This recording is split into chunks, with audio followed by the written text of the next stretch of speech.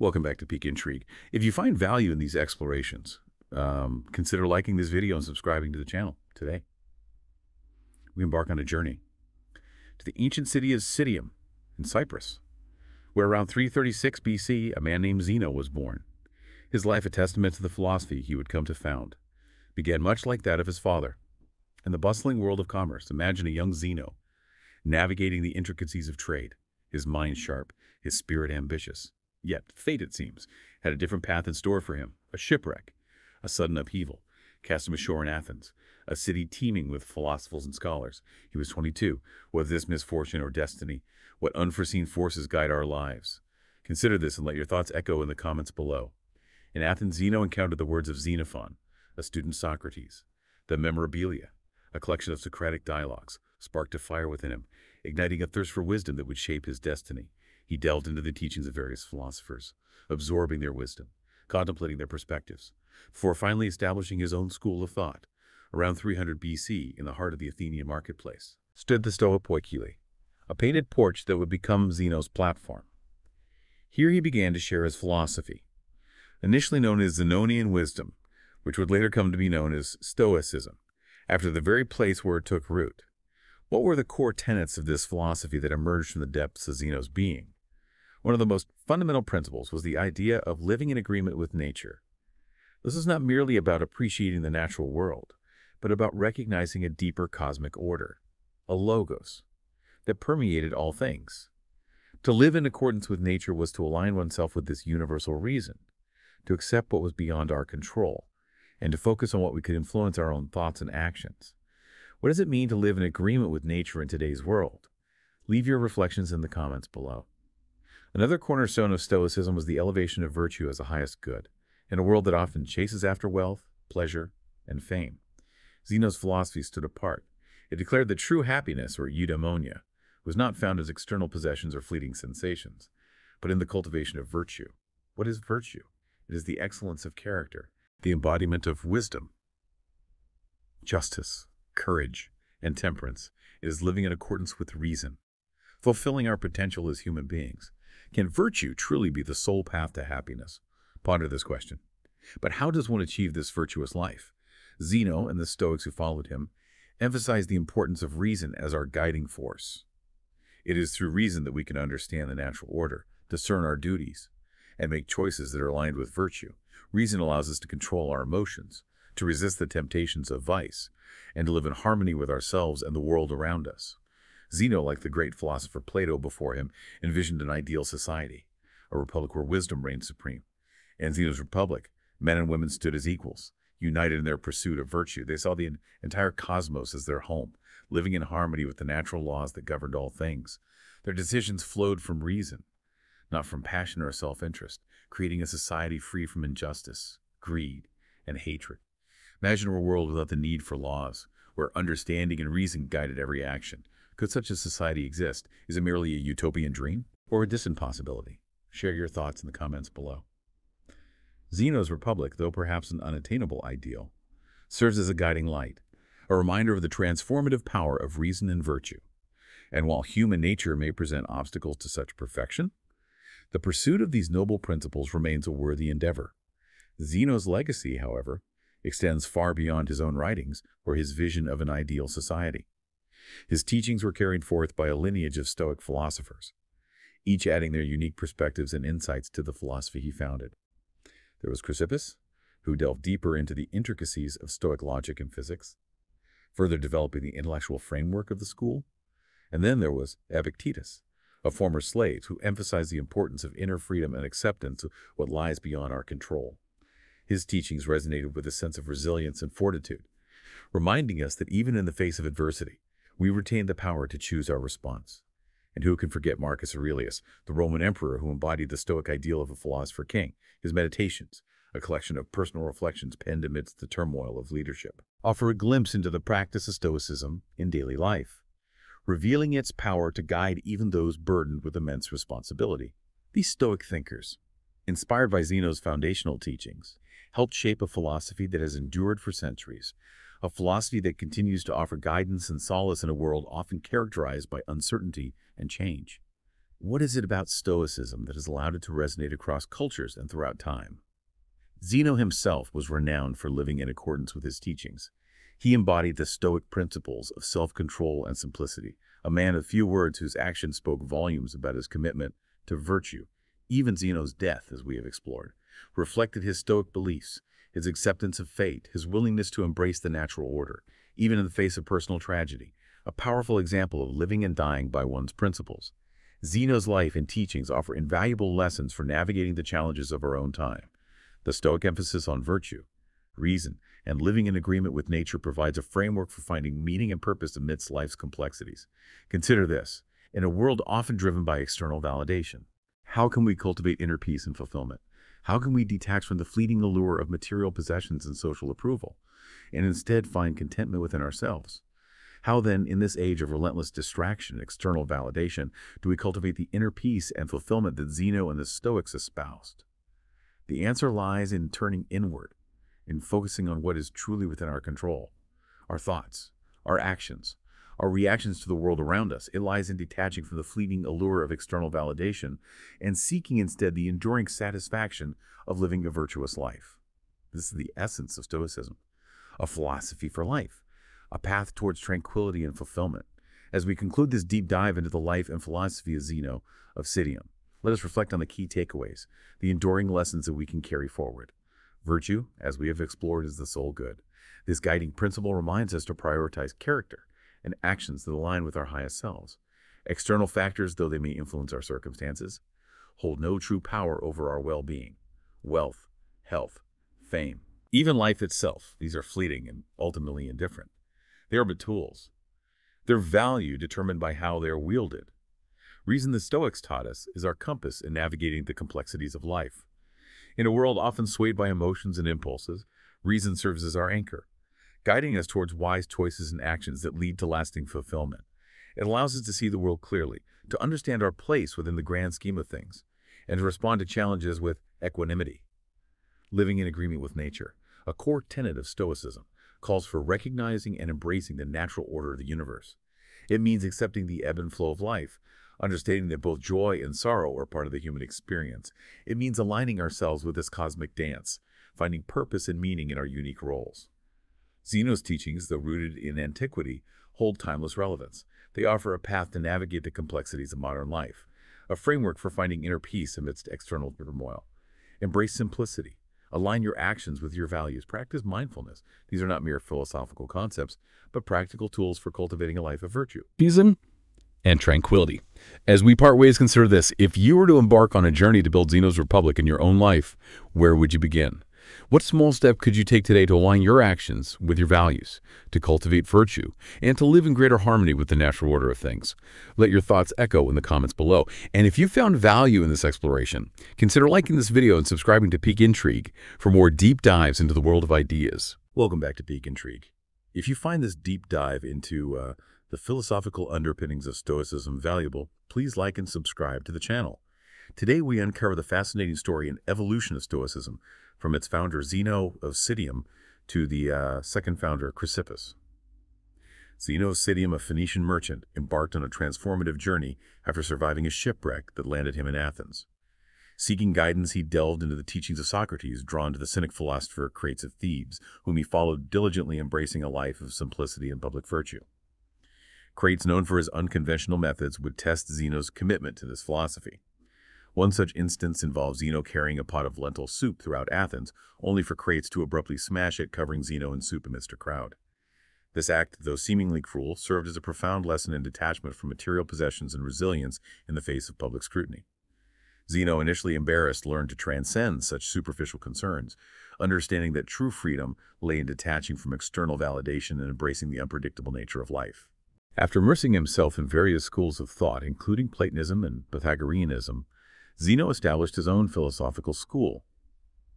Choosing a public stage, the Stoipoikila, a painted porch in the Athenian marketplace, as his platform, Zeno began teaching his distinct philosophy, which came to be known as Stoicism, named after the very porch where he held his lectures. Zeno's teachings attracted a diverse following, including wealthy patrons, kings, and even slaves. His simple yet profound message resonated with those seeking meaning and purpose in a world often characterized by chaos and uncertainty. Zeno's Stoicism offered a path to tranquility through reason, acceptance of fate, and the pursuit of virtue. He shunned crowds, preferring the company of a few or immersing himself in his studies. His interactions were marked by brevity and wit, often chastising those who spoke at length without substance. Despite his reserved nature, Zeno possessed a sharp mind and a deep understanding of human nature, as evidenced by his clever retorts and anecdotes. Zeno's philosophy, like that of Plato and Aristotle, encompassed three branches: physics, logic, and ethics. His physics centered on the concept of a living, rational cosmos, a divine entity of which all things are an integral part. This pantheistic view, inspired by Heraclitus, posited that a single rational mind pervades the universe, perceiving itself through all things and their motions. Unlike the Pythagoreans and Epicureans, who viewed suffering as evidence against a benevolent deity, Zeno saw the cosmos as inherently good, arguing that the seemingly bad eventually dissolves into the good through the rational workings of the universe. This deterministic worldview, however, did not preclude free will entirely. Zeno believed that humans possess a degree of choice, albeit within the confines of a predetermined cosmic plan. This acceptance of fate was a key tenet of Stoicism, urging individuals to embrace their predetermined role in the universe without resistance or complaint. Zeno's famous encounter with a thief attempting to steal from him illustrates this point perfectly. When the thief argued that he was destined to steal, Zeno retorted yes and to be beaten. This witty exchange highlighted the Stoic belief that while actions may be predetermined, so are their consequences. For Zeno, the study of logic was crucial, not only for argumentation and investigation, but also for avoiding deception. He believed in the existence of objective truth, distinguishing between matters that are comprehensible and those that are incomprehensible, urging his followers to focus on the former. He famously used his hand as a metaphor to illustrate the stages of argumentation. An open hand represented perceptions, slightly closed fingers symbolized assent, a fist represented comprehension, and a fist grasped by the other hand signified knowledge. This visual representation emphasized the progression from initial sensory input to full understanding and acceptance. Zeno believed that true knowledge is attainable only by the wise, those who have mastered logic and reason. He drew parallels to Plato's allegory of the cave, suggesting that most individuals remain trapped in a world of shadows, unable to perceive the true nature of reality. Central to Zeno's ethics was the belief that evil stems from ignorance, a misalignment between human reason and the logos of the cosmos. When our logic fails to correspond with the universal reason, we fall into error and wrongdoing. This Socratic idea suggests that we are often unaware of our own ignorance, mistaking our flawed perceptions for truth. The Stoic path to tranquility lay in living a simple and reasonable life, accepting one's fate without succumbing to excessive desires or fears. This meant aligning oneself with the natural order, embracing virtue as a natural consequence of living in accordance with cosmic reason. Unlike Epicurus, who viewed pleasure as the ultimate good, Zeno considered it a dangerous distraction, a negative force that hinders the pursuit of tranquility. While Epicurus saw pleasure as inherently positive when properly oriented, Zeno argued for its replacement with joy, a more enduring and stable form of happiness that arises not from external stimuli, but from inner peace and harmony with the universe. Despite his seemingly austere philosophy, Zeno valued friendship, considering it a vital aspect of a meaningful life. When asked to define friendship, he simply replied, "Another eye," highlighting the Stoic ideal of seeing oneself in others and recognizing the interconnectedness of all beings. Furthermore, Zeno advocated for egalitarianism, teaching that all humans are equal regardless of social standing. While he did not explicitly call for the abolition of slavery, he emphasized the equal worth of slaves and free individuals alike. Zeno's legacy, though primarily preserved through fragments and quotations from later Stoics, had a profound impact on the development of Western philosophy. His emphasis on reason, virtue, and acceptance of fate provided a framework for living a life of purpose and tranquility amidst the inevitable challenges and uncertainties of human existence. Now, while Zeno laid the foundation for Stoicism, it was Chrysippus, the second founder, who systematized and expanded upon these core principles, shaping Stoicism into the comprehensive philosophical system we know today. Chrysippus, born in Sully, Cilicia, was a prolific writer and a keen logician. Joining the Stoic school under Cleanthes, Zeno's successor Chrysippus quickly distinguished himself with his intellectual prowess and dedication to refining Stoic thought. Known for his intellectual audacity and confidence, Chrysippus is said to have told Cleanthes, "Give me the principles and I will find the proofs myself." This bold statement reflected his commitment to building upon Zeno's foundation, developing a rigorous system of logic to support and defend Stoic doctrines. Chrysippus' contributions to Stoicism were vast and far-reaching. He wrote over 705 works on various topics, though sadly only fragments of his writings survive. His work expanded upon Stoic physics, ethics, and epistemology, but his most significant contributions lay in the realm of logic. Chrysippus recognized the limitations of Aristotle's syllogistic logic, finding it insufficient to address the complexities of human reasoning and the nuances of language.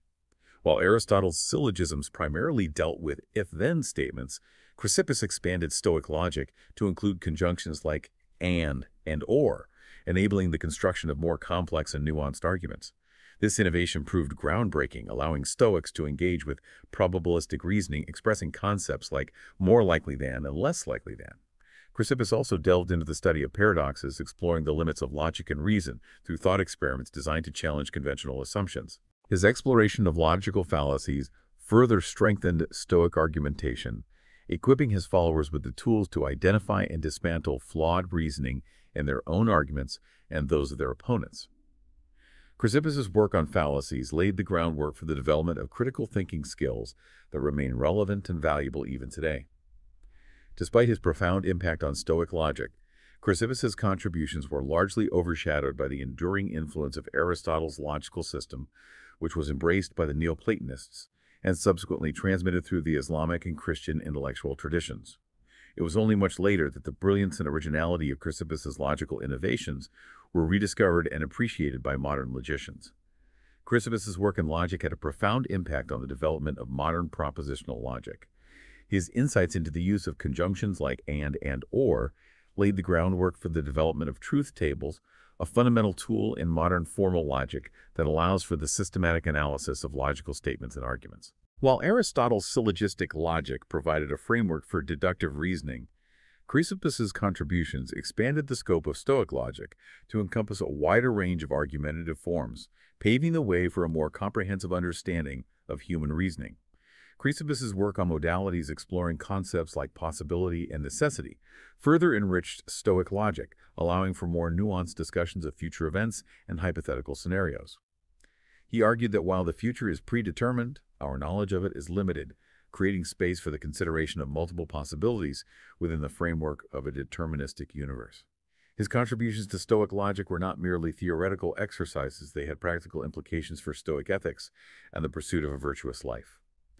By sharpening their logical skills, Stoics could better understand the nature of virtue, discern right from wrong, and navigate the complexities of human relationships and social interactions. Chrysippus, like Zeno, believed in the interconnectedness of all things, arguing that individuals are not isolated entities, but parts of a larger cosmic whole. This interconnectedness extended not only to the physical world, but also to the realm of ethics. He maintained that actions have a ripple effect, impacting not only the individual, but also the broader community and the universe as a whole. This emphasis on the interconnectedness of actions and their consequences led Chrysippus to advocate for a life of virtue, not as a means to personal gain, but as a way of contributing to the harmony and well-being of the cosmos. He viewed virtue as an expression of our rational nature, aligning ourselves with the logos of the universe through acts of justice, wisdom, courage, and temperance. Chrysippus' contributions to Stoic ethics extended beyond the refinement of existing principles. He developed new concepts such as the idea of preferred indifference, arguing that while virtue is the ultimate good, certain external factors like health, wealth, and reputation, though not inherently good or bad, can be preferred over their opposites. This nuanced view acknowledged the reality of human experience, recognizing that while these external factors should not be the primary focus of our pursuit, they can contribute to a more fulfilling life when properly understood and utilized. Chrysippus' concept of preferred indifference provided Stoics with a practical framework for navigating the complexities of everyday life, without compromising their commitment to virtue as the ultimate good. Chrysippus' work on emotions further enriched Stoic ethics. He delved into the nature of passions, arguing that they are not inherently bad, but rather judgment about what is good and bad. He believed that passions, when uncontrolled, can lead to irrational behavior and emotional distress. But when properly managed, they can be harnessed for good, motivating, virtuous actions and fostering compassion for others. His insights into the nature of emotions provided Stoics with a framework for emotional regulation emphasizing the importance of understanding the root causes of our emotions and responding to them in a rational and balanced manner. Chrysippus's contributions to Stoic psychology laid the groundwork for the development of cognitive behavioral therapy, which emphasizes the role of thoughts and beliefs in shaping our emotional experiences and behaviors. Chrysippus's legacy as the second founder of Stoicism is well deserved. He took the foundational principles laid by Zeno, and through his rigorous logic, comprehensive scholarship, and insightful analysis, shaped Stoicism into a robust and enduring philosophical system that continues to resonate with individuals seeking meaning and purpose in a world often characterized by complexity and change. While his writings may be lost to us in their entirety, the fragments that remain, coupled with the influence of his ideas on later Stoics like Epictetus and Marcus Aurelius, provide a glimpse into the brilliance and depth of his thought. Now, the story of Stoicism doesn't end with Chrysippus. His work laid the foundation for later Stoics to further develop and adapt Stoic principles to new contexts and challenges, ensuring the enduring relevance of this ancient philosophy for generations to come. One such figure who played a crucial role in transmitting and popularizing Stoicism was Epictetus, a former slave who rose to prominence as a Stoic philosopher in the 1st century AD. Epictetus, whose name literally means acquired, was born into slavery in Hierapolis, Phrygia, a region in present-day Turkey. Despite his humble beginnings, he developed a keen interest in philosophy, eventually gaining his freedom and establishing his own Stoic schools in Nicopolis, Greece. Unlike Zeno and Chrysippus, Epictetus wrote no formal treatises. His teachings were preserved through the notes and compilations of his student Arrian, who compiled Epictetus's lectures and discourses into 2 main works, the Discourses and the Enchiridion Handbook. Epictetus's teachings focused on the practical application of Stoicism to everyday life, emphasizing the importance of self-control, acceptance of fate, and the pursuit of virtue as the path to true freedom and happiness. He famously distinguished between things that are within our control, such as our thoughts, judgments, and actions, and things that are outside our control, such as our body, possessions, and reputation. He argued that our focus should be on the former, cultivating inner strength and resilience by accepting what we cannot change and focusing on what we can. Epictetus's teachings were characterized by their directness, simplicity, and practicality, often using vivid metaphors and anecdotes to illustrate Stoic principles. He stressed the importance of living in accordance with nature, accepting our place in the cosmic order, and fulfilling our duties as rational beings. Epictetus's emphasis on self-control extended to the realm of emotions. He argued that while we cannot always control what happens to us, we can control our reactions to events. He believed that negative emotions like anger, fear, and grief stem from our judgments about events, not from the events themselves. By changing our judgments, we can change our emotional responses, cultivating inner peace and tranquility, even in the face of adversity. Epictetus' teachings on the nature of freedom were particularly profound. He argued that true freedom lies not in the absence of external constraints, but in the mastery of our own minds. By detaching ourselves from things that are outside our control and focusing on what is within our power, we can achieve a state of inner freedom that is impervious to the whims of fortune. He famously said, "No man is free who is not master of himself." This statement encapsulates the essence of Epictetus's Stoicism, highlighting the importance of self-mastery as the key to a life of virtue, happiness, and fulfillment. Epictetus's teachings on acceptance of fate were equally influential. He believed that everything that happens is part of a divine plan, and that we should accept our lot with grace and equanimity. He argued that resisting fate only leads to frustration and suffering, while accepting it with tranquility allows us to live in harmony with the universe. Epictetus's Stoicism resonated deeply with individuals from all walks of life, from slaves to emperors. His teachings provided a practical framework for navigating the challenges of a world often characterized by uncertainty, injustice, and suffering. His emphasis on inner strength, self-control, and acceptance of fate offered a path to tranquility and fulfillment, regardless of external circumstances. Epictetus's legacy as a Stoic philosopher is one of enduring influence. His teachings continue to inspire individuals seeking wisdom, resilience, and inner peace in a world that often feels chaotic and unpredictable. His works remain a valuable resource for those seeking to apply ancient wisdom to modern challenges, offering timeless insights into the nature of freedom, happiness, and a life well lived. So we've seen how Stoicism evolved from Zeno's initial ideas and how Chrysippus built this incredible framework of logic around it. But where does it all lead? How does Stoicism actually work in the real world at the highest levels of power and responsibility? Well, that's where Marcus Aurelius comes in. This Roman emperor wasn't just a leader, he was a philosopher king. Imagine leading an empire while constantly reflecting on your own thoughts and actions, trying to live by a code of virtue. That's exactly what Marcus Aurelius did, and luckily for us, he left behind this incredible document called Meditations. Now, Meditations isn't some dry textbook. It's more like a personal journal filled with his thoughts, anxieties, and struggles to apply Stoicism to his everyday life. It's almost as if he's talking directly to us, sharing his wisdom across the centuries. What's fascinating is how he grapples with the core ideas we've been discussing. Remember Zeno's emphasis on accepting fate. Marcus Aurelius takes it to heart. He faces wars, plagues, rebellions, all the chaos an empire throws at you, and yet he tries to find peace by focusing on what he can control, his own reactions, his own virtue. He constantly reminds himself to stay calm, to not get swept away by anger or despair. And this isn't just about being emotionless. It's about choosing how to respond, about finding the strength to do what's right, even when things are falling apart around you. But here's the thing that really struck me about Meditations. Marcus Aurelius doesn't see Stoicism as an excuse to detach from the world. He still values friendship, family, the well-being of his people. It's almost like he's saying, yes, accept what you can't change, but that doesn't mean giving up. It means finding the strength to act, to make the world a little bit better, even if it's just within your own sphere of influence. And that, I think, is what makes Stoicism so enduring. It's not about passively accepting whatever happens. It's about finding the inner strength to face life's challenges, to live with purpose, and to act virtuously even when it's hard. From Zeno's shipwreck to Marcus Aurelius' Meditations, we've seen how Stoicism offers a path to navigate life's uncertainties. But as we leave this deep dive, we're left with a question to ponder.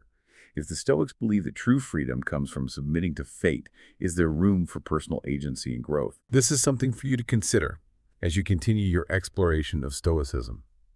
Thanks for joining us on this journey. Don't forget to like and subscribe for more deep dives. Welcome back to Peak Intrigue. If you find value in our deep dives into fascinating topics, consider liking this episode and subscribing to the channel for more.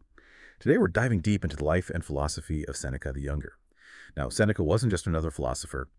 In ancient Rome, he was a playwright, an advisor to Emperor Nero, and ultimately a victim of the very political turmoil that defined his era. Seneca's life was a study in contrasts.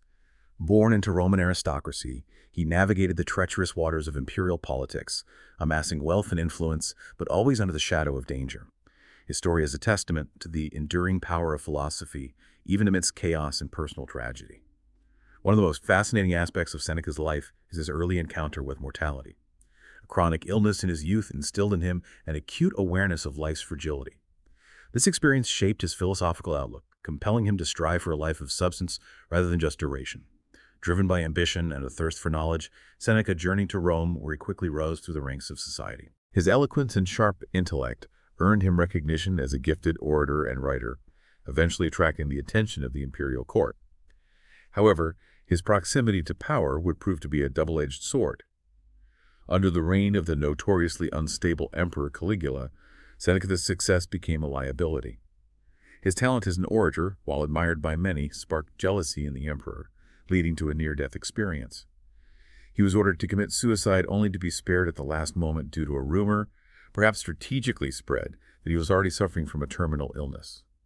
This brush with death served as a stark reminder of the precariousness of life under a tyrannical ruler. But the respite was short-lived. When Claudius, Caligula's successor, ascended to the throne, Seneca once again became a target. Banished to the remote island of Corsica, he was forced to confront the harsh reality of exile. Separated from the intellectual vibrancy of Rome and the comforts of his former life, Seneca turned inward, finding solace in his writing and philosophical pursuits. It's fascinating how Seneca used this period of immense hardship to fuel his philosophical growth. His letters from exile are some of his most powerful work. They reveal a man grappling with loss and uncertainty while clinging to his Stoic principles to find meaning in adversity. In these letters, he explores themes of friendship, love, and the ephemeral nature of wealth and status. He reflects on the importance of virtue, reason, and living in accordance with nature. These ideas would become the cornerstones of his philosophy, and they continue to resonate with readers centuries later. Despite the isolation, Seneca never abandoned his belief in the power of Stoicism. He saw exile not as a punishment, but as an opportunity for self-reflection and philosophical refinement. He continued to write, exploring themes that are as relevant today as they were in ancient Rome. How do we find meaning in a world of chaos? How do we cope with loss and adversity? What does it mean to live a good life? And then, in a twist of fate that would dramatically alter the course of his life, Seneca was recalled from exile by Agrippina, the ambitious wife of Emperor Claudius. Agrippina, scheming to secure her son Nero's succession to the throne, saw in Seneca a valuable asset. She appointed him as tutor to the young Nero, hoping to instill in him the wisdom and virtue necessary for a just and effective ruler. Seneca, ever the pragmatist, accepted this perilous opportunity, perhaps driven by a sense of duty or maybe a glimmer of hope that he could mold the future emperor into a benevolent leader. This marked the beginning of Seneca's complex and ultimately tragic relationship with Nero. He found himself thrust back into the heart of Roman power, tasked with guiding a young man who would become one of history's most infamous tyrants. The dynamic between teacher and student was fraught with tension, a clash between Seneca's Stoic ideals and Nero's burgeoning cruelty. A fascinating glimpse into this complex dynamic is captured in a statue by Spanish sculptor Eduardo Barón depicting Seneca and Nero. The statue portrays Seneca seated, holding a document, attempting to impart wisdom to his people. Nero, on the other hand, appears sullen and defiant, his fists clenched, seemingly unwilling to heed his tutor's counsel. The statue, through its powerful imagery, encapsulates the struggle between Seneca's hope for a virtuous emperor and the reality of Nero's increasingly despotic nature. Despite the challenges, Seneca persevered, clinging to the belief that he could influence Nero for the better. He saw his role not merely as a tutor, but as a guardian, attempting to steer Nero towards a path of justice and moderation. However, as Nero grew older, the chasm between their worldviews widened, leading to an inevitable and tragic confrontation. Sensing the growing danger, Seneca attempted to distance himself from the imperial court, seeking a peaceful retirement. But Nero, increasingly paranoid and suspicious of those around him, would not allow it. He saw Seneca's retreat as a betrayal, a sign of disloyalty. In a chilling act of cruelty, Nero ordered Seneca to commit suicide. Faced with this grim decree, Seneca met his fate with stoic resolve. He refused to beg for mercy, choosing instead to demonstrate the principles he had espoused throughout his life. He gathered his friends, offering them words of comfort and urging them to find strength in his example. Even in his final moments, Seneca remained a teacher. He reminded his friends and perhaps posterity that the true measure of a life lies not in its length, but in its virtue. His death, while orchestrated by a tyrant, became a testament to the enduring power of philosophy, to provide solace and meaning even in the face of death. Seneca's life, despite his tragic end, left an indelible mark on Roman history and philosophy. His writings, particularly his letters, offer timeless insights into human nature, the pursuit of virtue, and the art of living a meaningful life. They continue to resonate with modern audiences, offering guidance and inspiration for navigating life's inevitable challenges. Now let's delve deeper into Seneca's philosophical teachings, exploring the core principles of Stoicism that shaped his worldview and guided his actions. His philosophy, grounded in the Stoic tradition, emphasized the importance of virtue, reason, and living in accordance with nature. He believed that true happiness lay not in external circumstances, but in the cultivation of inner peace and self-control.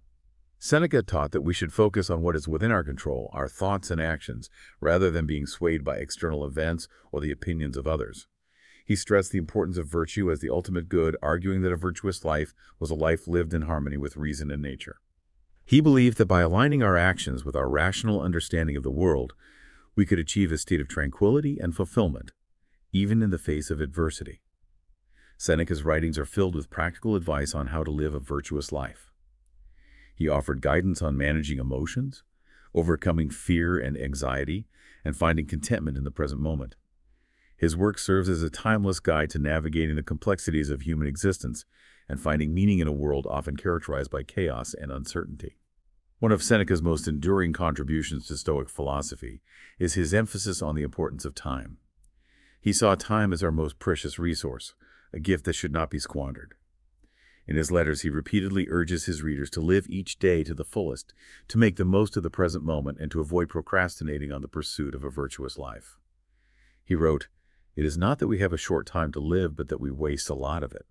Life is long enough, and a sufficiently generous amount has been given to us for the highest achievements if it were all well invested." Seneca believed that by carefully managing our time and directing our energies towards worthwhile pursuits, we could achieve a sense of fulfillment and purpose.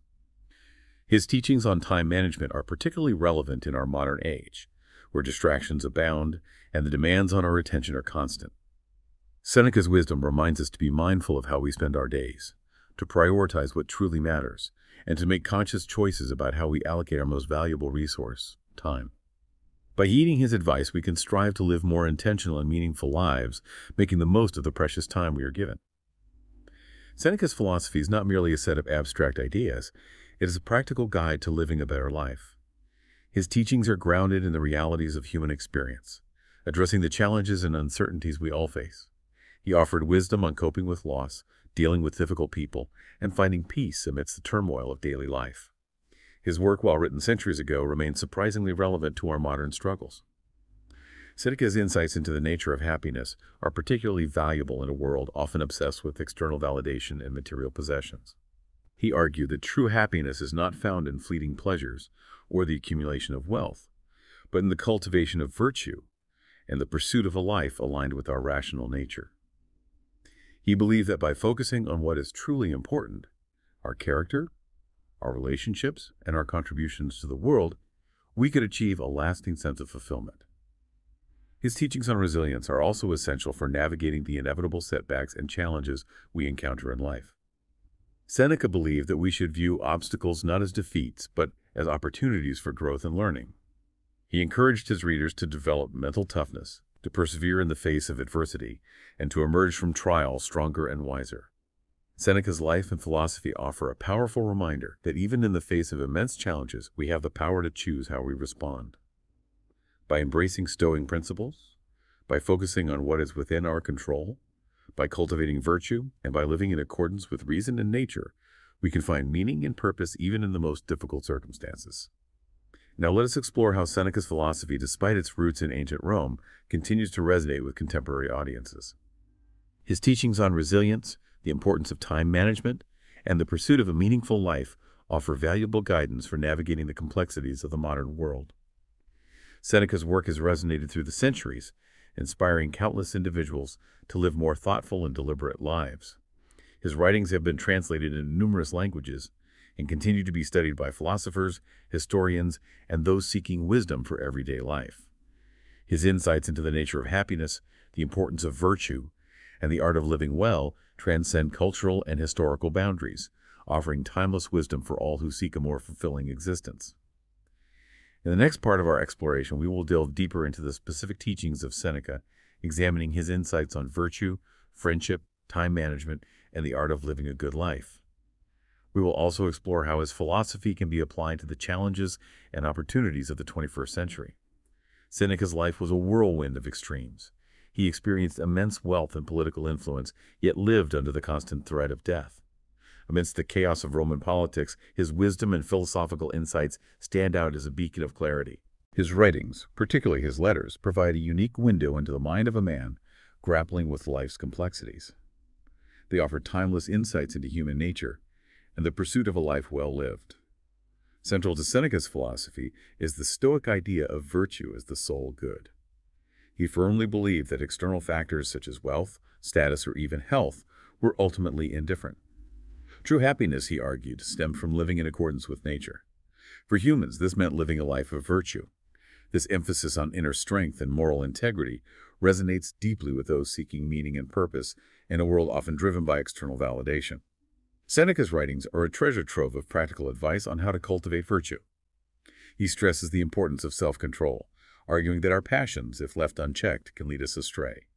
He encourages us to examine our motives, to act with reason and justice, and to resist the temptations of greed, anger, and excessive pleasure. His insights into the workings of the human mind and the importance of moral discipline provide a valuable roadmap for personal growth and ethical decision-making. One of the most striking aspects of Seneca's philosophy is his focus on the fleeting nature of time. He constantly reminds his readers that time is our most precious resource, a gift that should not be wasted. His words carry a sense of urgency, urging us to make the most of each day, avoid procrastination, and live with a sense of purpose. This focus on the present moment, on savoring the time we have, is a powerful antidote to the modern tendency to dwell on the past or anxiously anticipate the future. Seneca's writings on time aren't just theoretical, they are filled with practical advice on how to manage this precious resource. He encourages us to set priorities to eliminate distractions and to be mindful of how we spend our days. He reminds us that every moment offers an opportunity for growth, for learning, and for living in accordance with our values. His insights into time management are especially relevant in our hyper-connected world, where distractions are constant and the demands on our attention are relentless. Seneca's teachings on friendship are another valuable source of guidance for navigating the complexities of human relationships. He believed that true friendship was a rare and precious gift, a source of strength and support in a world often characterized by superficiality and self-interest. He emphasized the importance of choosing friends wisely, seeking out those who share our values, and who inspire us to become better versions of ourselves. Seneca's own life serves as a poignant example of the importance of friendship. During his exile, his friends provided him with solace and intellectual stimulation, helping him endure the isolation and hardship. Later, when facing death at Nero's command, he found comfort in the company of his loved ones, sharing his final moments with those who had enriched his life. His experience underscores the profound impact that meaningful relationships can have on our well-being and our ability to face life's challenges with courage and grace. Beyond the practical advice on virtue, time management, and friendship, Seneca's writings delve into deeper existential questions about the nature of happiness, the purpose of life, and how to confront death with dignity. He challenges us to examine our values, to live authentically, and to find meaning not in fleeting pleasures, but in the pursuit of wisdom and a life well lived. His insights into the human condition, while rooted in the context of ancient Rome, transcend time and culture, offering a timeless source of guidance and inspiration for those seeking a more meaningful and fulfilling existence. Now let's shift our focus to Seneca's legacy and explore how his philosophy continues to influence contemporary thought.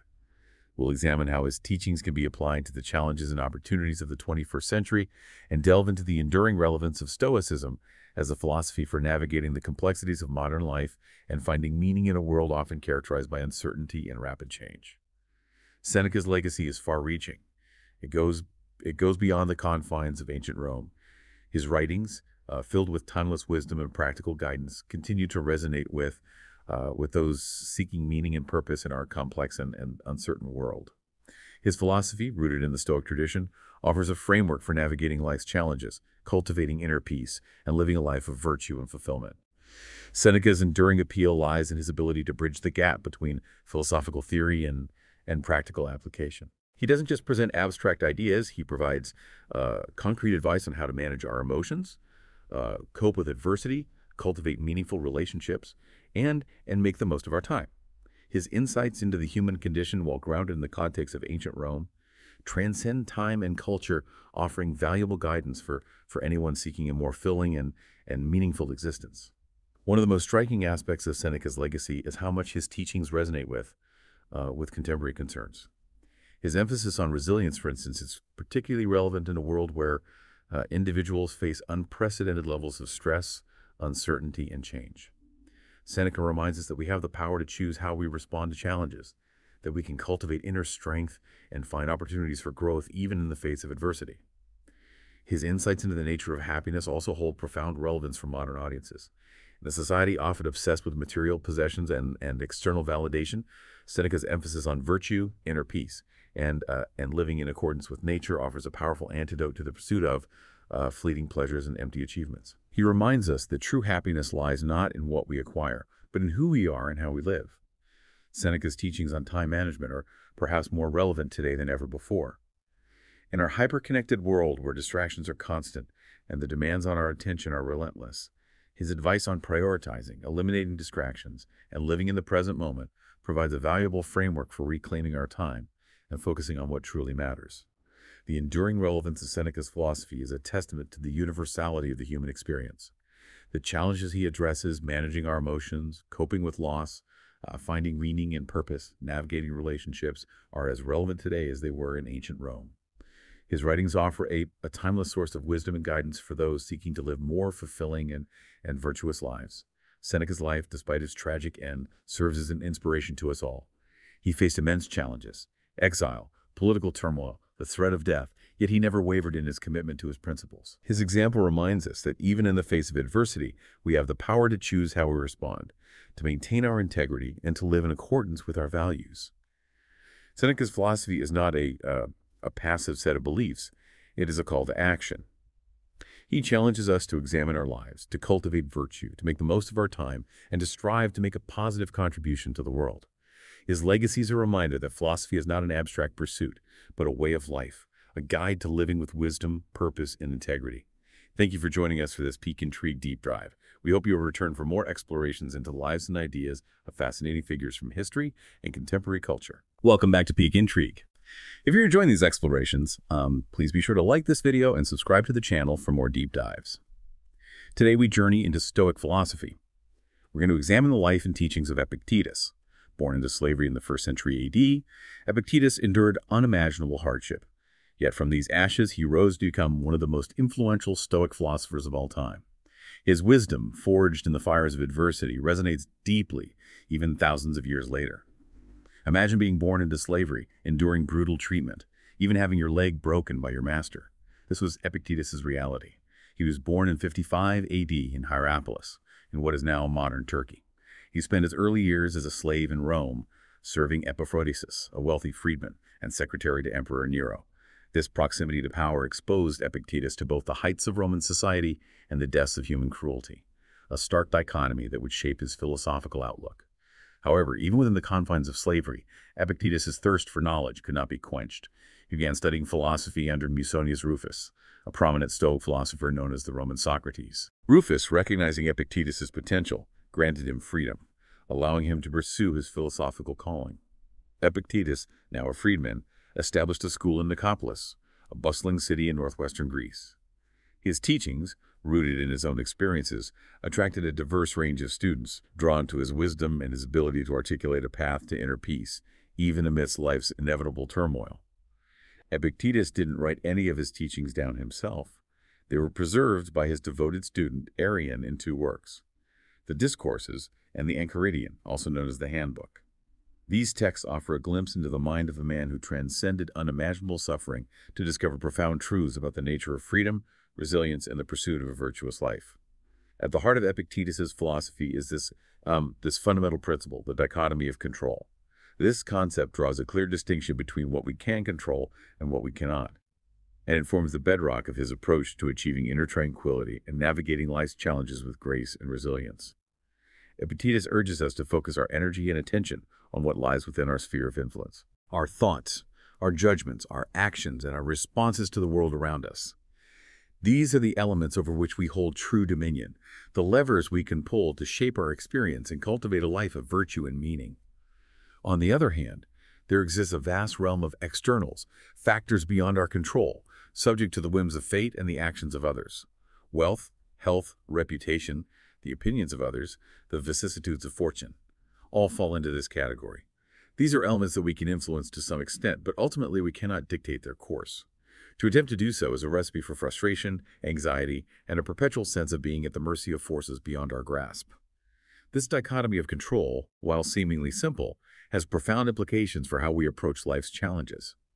By recognizing and accepting the limits of our control, we liberate ourselves from the futile pursuit of manipulating the uncontrollable, freeing our minds to focus on what truly matters, our own internal state, and our responses to the events that unfold around us.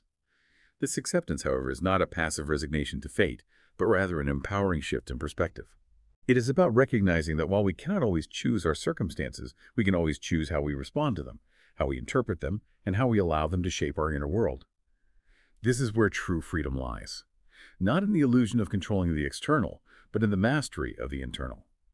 By cultivating our inner world, our thoughts, our judgments, and our reactions, we gain the power to navigate life's inevitable storms with resilience, equanimity, and a sense of agency that transcends external circumstances. This concept is beautifully illustrated in one of Epictetus' most famous quotes. "It is not things that upset us, it's our judgment about things." He understood that we can't control external events, but we can control our reactions to them. Epictetus, born into slavery, knew firsthand the limitations of controlling external circumstances. He experienced the brutality of a system designed to strip individuals of their agency and autonomy. Yet even in the face of such adversity, he found liberation in the realization that he still retained control over his mind, his thoughts, and his responses. This realization became the cornerstone of his philosophy, a beacon of hope for those facing hardship, a reminder that even in the direst of circumstances, we always have the power to choose how we react, how we interpret, and how we maintain our inner integrity. This emphasis on inner control is not a call to passivity or indifference to injustice. It's a recognition that our most effective response to external challenges often lies in cultivating our own resilience, wisdom, and moral compass. allowing us to navigate adversity with grace, strength, and a commitment to living in accordance with virtue, even when the world around us seems to be crumbling. By focusing on what we can control, we not only empower ourselves, but also create a foundation for acting effectively in the world, informed by reason, virtue, and a clear understanding of the limits of our control. This understanding is essential for living a life of meaning and purpose, a life that finds freedom not in the absence of external challenges, but in the presence of inner strength and wisdom. This philosophy of focusing on what we can control is not a call to withdraw from the world or to become indifferent to the suffering of others. It's about recognizing that our primary responsibility is to cultivate our own inner world, to ensure that our thoughts, judgments, and actions are aligned with virtue and reason. From this foundation of inner strength, we can then engage with the world more effectively, offering genuine assistance to others without becoming overwhelmed by the magnitude of the challenges we face. This is where the practice of testing impressions becomes crucial. Epictetus encourages us to develop a critical awareness of our own thoughts, to question our immediate reactions to events, and to examine the underlying judgments that shape our emotional responses. He reminds us that our initial impressions are often clouded by biases, fears, and desires, leading us to perceive events in a distorted manner. To counteract this, he advocates for a process of pause and reflection, a space between stimulus and response, where we can scrutinize our impressions, challenge the validity, and choose a more reasoned and measured response. This practice involves interrogating our thoughts, asking ourselves whether they are based on sound judgment or on irrational fears, biases, or assumptions. By subjecting our impressions to this rigorous examination, we can gain greater clarity, discern truth from falsehood, and avoid being swept away by the turbulence of our emotions. This process is not about suppressing our emotions or denying their validity, but rather about understanding their roots, identifying the underlying judgments that fuel them, and choosing a response that is aligned with our values and our commitment to living a virtuous life. This is the essence of Stoic resilience, the ability to weather life's storms without being shipwrecked by our own reactions. To further cultivate this resilience, Epictetus emphasizes the importance of intellectual humility, recognizing the limits of our knowledge and the ever-present possibility of error. This humility is essential for growth and learning, as it opens us to new perspectives, challenges our assumptions, and encourages us to approach life with a spirit of inquiry rather than dogmatism. Intellectual humility is not about denying our own intelligence or expertise, but rather about acknowledging that there is always more to learn, that our understanding is always incomplete, and that we are all susceptible to biases and errors in judgment. This openness to learning is crucial for navigating a complex world where certainty is elusive and the only constant is change. By embracing intellectual humility, we become more receptive to feedback, more willing to revise our opinions in the face of new evidence, and more adaptable in the face of unexpected challenges. This mindset is essential for living a life of wisdom and virtue, as it allows us to continuously refine our understanding, to grow from our mistakes, and to adapt to the ever-changing circumstances of life. Epictetus's philosophy is a powerful reminder that true freedom lies not in controlling the external world, but in mastering our own inner world. By cultivating virtue, reason, and resilience, we can navigate life's challenges with grace, find meaning and purpose even in the face of adversity, and contribute to the world in a way that is both effective and fulfilling. As we conclude this deep dive into the wisdom of Epictetus, let us reflect on his words. The sign of a person making progress in philosophy is this: criticizing nobody, praising nobody, blaming nobody, accusing nobody, saying nothing about oneself as to indicate being someone or knowing something. Let this serve as a guidepost on your own journey of self-discovery. A reminder that the true measure of progress lies not in outward appearances or accolades, but in the quiet cultivation of inner strength, wisdom, and virtue. Thank you for joining me on this deep dive. Don't forget to like and subscribe to Peak Intrigue for more captivating explorations. Welcome back to Peak Intrigue. If you're enjoying these explorations, be sure to hit that like button and subscribe for more deep dives into fascinating topics. Today we're turning to a figure who embodies the pursuit of wisdom amidst the tumult of life: Roman Emperor Marcus Aurelius. But more than just an emperor, he was a philosopher who grappled with the human condition in its rawest form. And within his personal reflections, meditations, we find a concept that might seem paradoxical at first: the power of indifference. Now you might be thinking, indifference, doesn't that mean apathy? A lack of caring? But within the framework of Stoic philosophy, particularly for Aurelius, it takes on a much deeper meaning. Imagine a life where your inner peace, your sense of self, isn't constantly buffeted by the winds of external events. That's the essence of what we're going to explore. One of the most striking things you'll find when delving into meditations is Aurelius's constant emphasis on the control we have over our own minds. He repeatedly hammers home the idea that it's not events themselves that disturb us, but our judgments about those events. Think about it. How often do we get caught up in reacting to situations, letting our emotions dictate our actions? Aurelius urges us to step back, to create a space between the stimulus and our response. This isn't about suppressing emotions, but rather about cultivating a reasoned and deliberate approach to life. And this is where the concept of indifference starts to take shape. It's not about not caring, but about recognizing that much of what we fret over is ultimately outside our sphere of influence.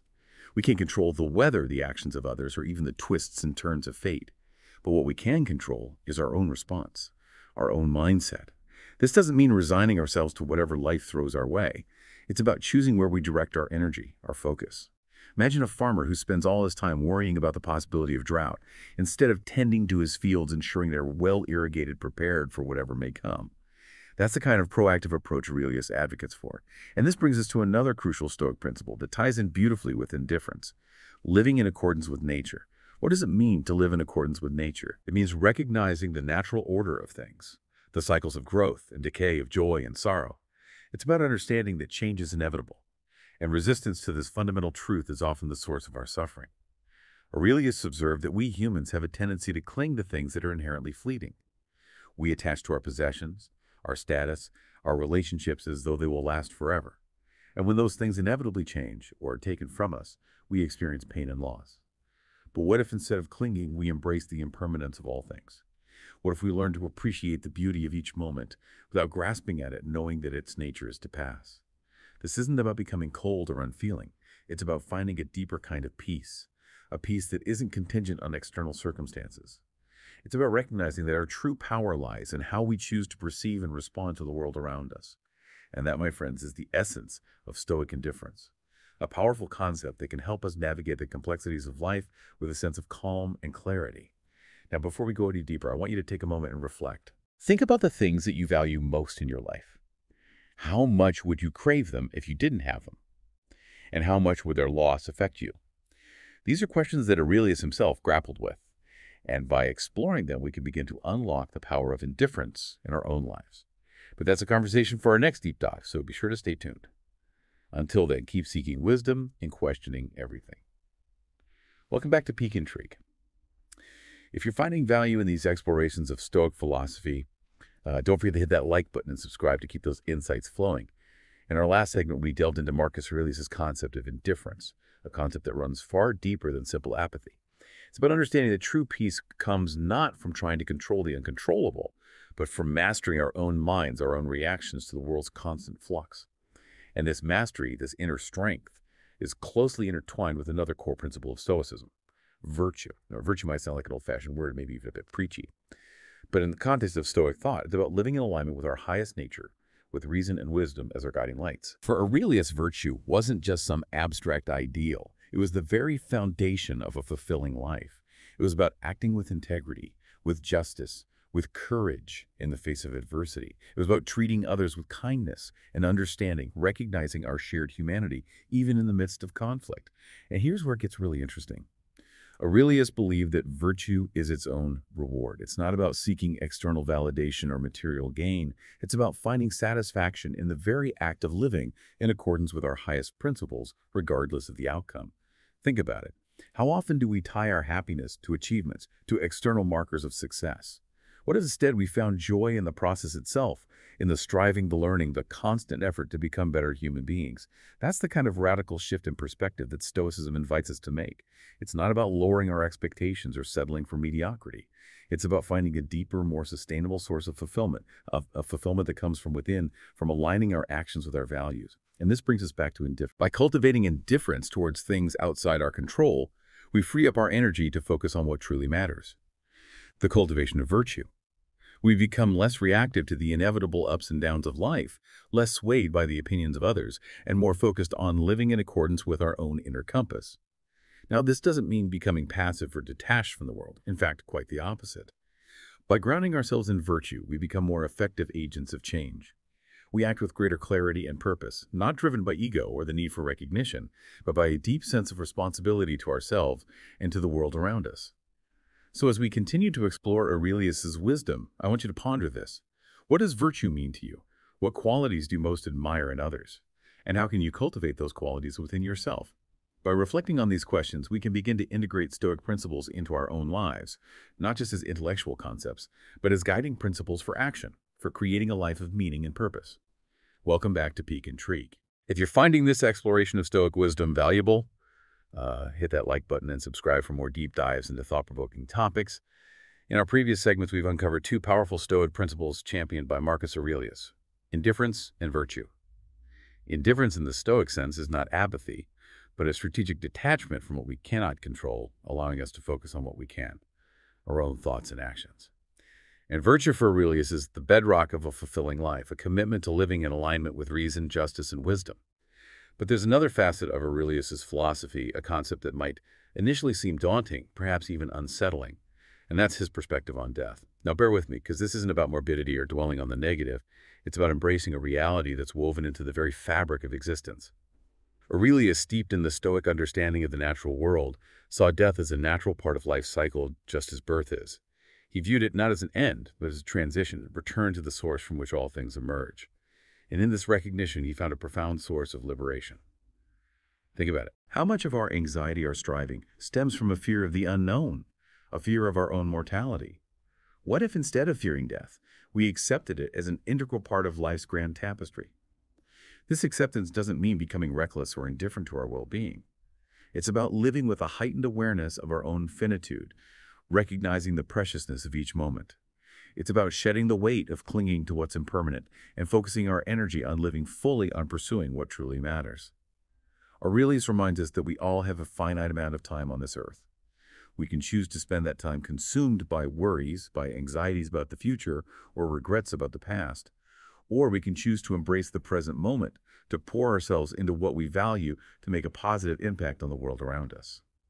This perspective on death, rather than being morbid, can be incredibly empowering. It can free us from the shackles of fear and allow us to live with greater intentionality and purpose. It can inspire us to prioritize our values, to pursue our passions, to cultivate meaningful connections, knowing that our time is precious. So as we conclude this deep dive into the wisdom of Marcus Aurelius, I leave you with this challenge.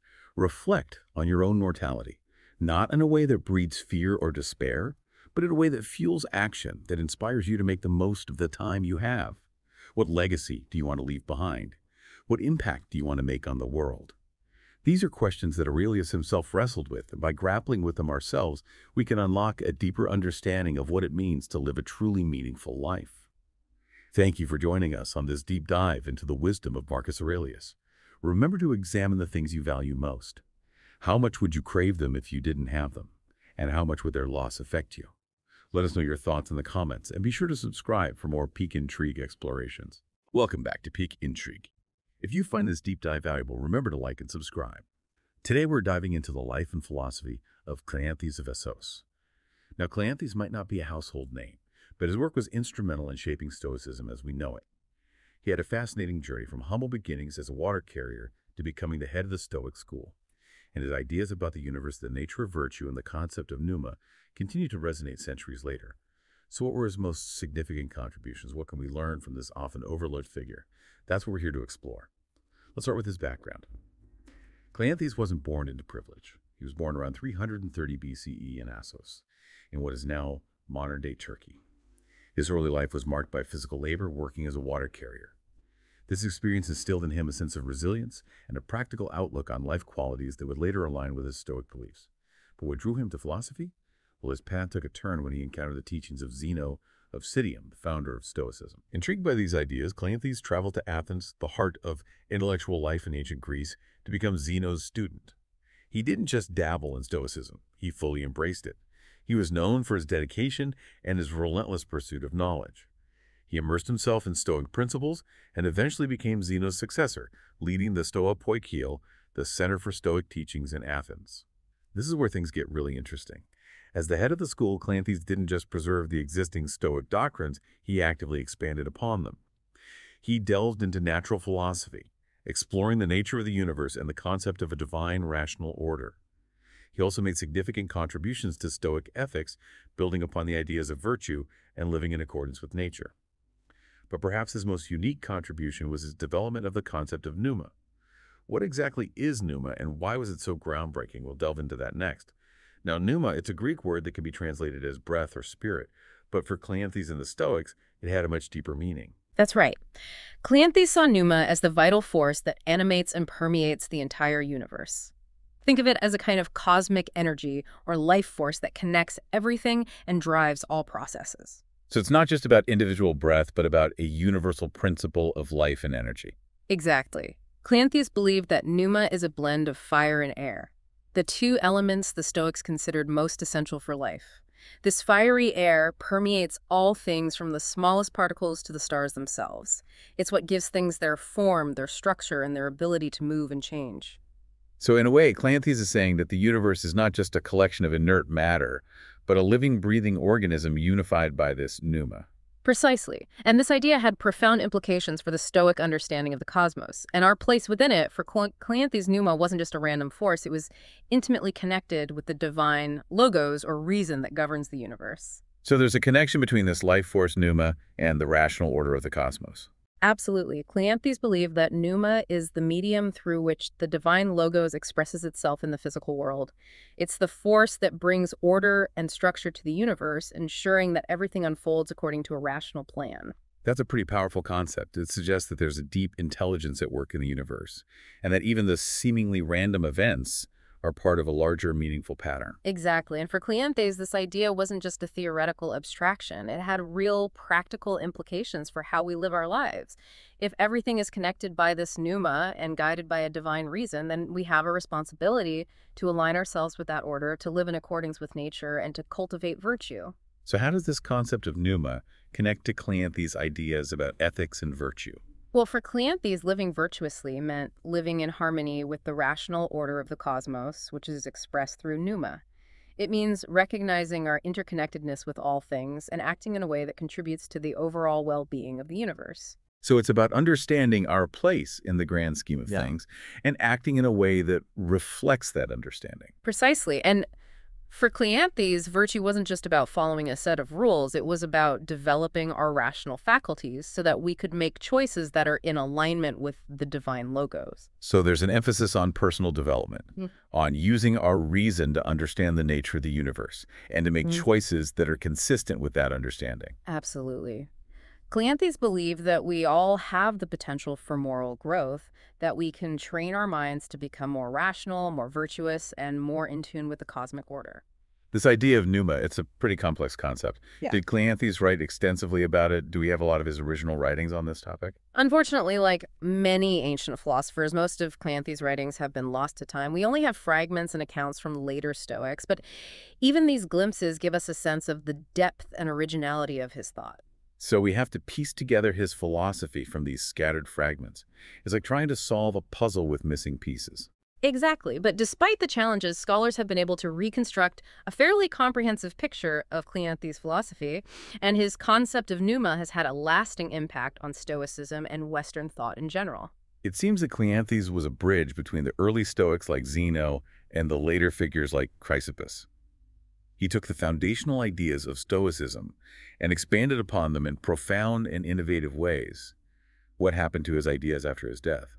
How did his successors build upon his work? Well, Cleanthes' successor, Chrysippus, played a crucial role in preserving and systematizing his teachings.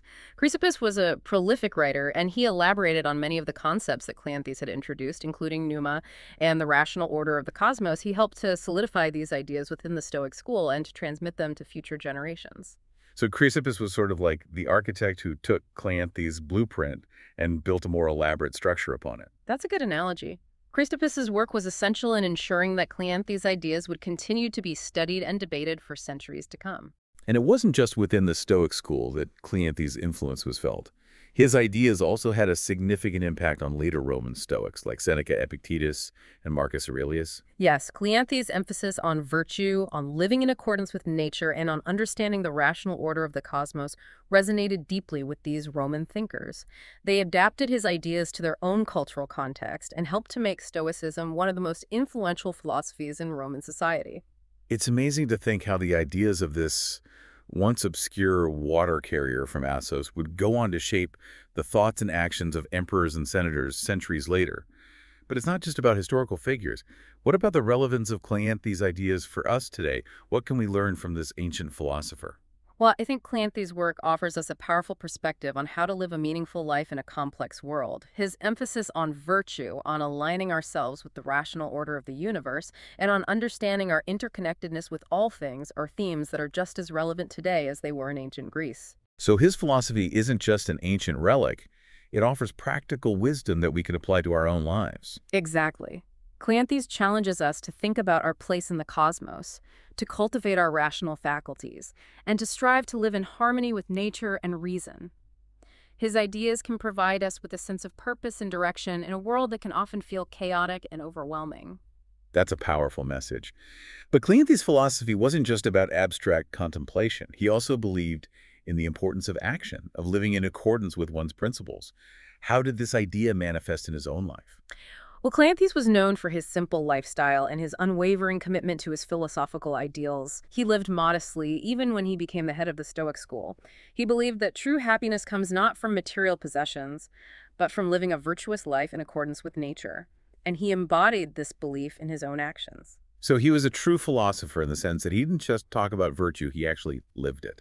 Exactly, and that's what makes his philosophy so compelling. It's not just a set of abstract theories, it's a way of life that has been tested and proven by centuries of experience. And one of the most powerful expressions of Cleanthes' philosophy is found in his Hymn to Zeus, a poem that has resonated with people for centuries. That's right. In this hymn, Cleanthes celebrates Zeus not just as a mythological figure, but as a symbol of the divine logos, the rational principle that governs the universe. The hymn is a beautiful meditation on the power of reason, the interconnectedness of all things, and the importance of living in harmony with the cosmic order. It sounds like this hymn is more than just a religious text. It's a philosophical statement about Cleanthes' worldview. Exactly. It encapsulates many of the key themes of his philosophy, his reverence for the cosmos, his belief in the power of reason, and his understanding of virtue as living in accordance with the divine logos. It's incredible how Cleanthes was able to articulate such profound ideas in a poetic form. His Hymn to Zeus really captures the essence of his philosophy. It does, and it's a testament to the power of language to express complex philosophical concepts in a way that's both beautiful and accessible. You know, it's fascinating how Cleanthes' journey from a water carrier to a leading philosopher mirrors the Stoic idea of finding meaning and purpose in any circumstance. His life itself was a testament to the transformative power of philosophy. That's a great point. Cleanthes' life story embodies the Stoic principle of focusing on what's within our control, our own thoughts and actions, and accepting what's outside our control, like our social status or our material possessions. He didn't let his humble beginnings limit his intellectual pursuits or his moral development. And that's a powerful message for us today as well. We often get caught up in external circumstances and lose sight of the fact that true fulfillment comes from within, from cultivating virtue and living in accordance with reason. Exactly. Cleanthes reminds us that philosophy is not just an intellectual exercise. It's a way of life that can empower us to navigate the challenges of human existence with resilience and wisdom. So in a way, Cleanthes' legacy is not just about his specific ideas about pneuma or the rational order of the universe, but about the example he set of living a life guided by philosophical principles. Absolutely. He showed us that it's possible to find meaning and purpose in any circumstance by focusing on what's truly important, virtue, reason, and our connection to the larger web of existence. And his Hymn to Zeus serves as a reminder of the awe-inspiring beauty and order of the cosmos, inspiring us to live in harmony with nature and to strive for a life of virtue and wisdom. It's a powerful message that continues to resonate centuries later. Cleanthes may not be a household name, but his contributions to philosophy, particularly to the Stoic school, are undeniable. His ideas about the universe, about virtue, about pneuma. These continue to challenge us to think deeply about our place in the world and about how to live a meaningful life. Cleanthes' story is a reminder that potential can be found in the most unexpected places.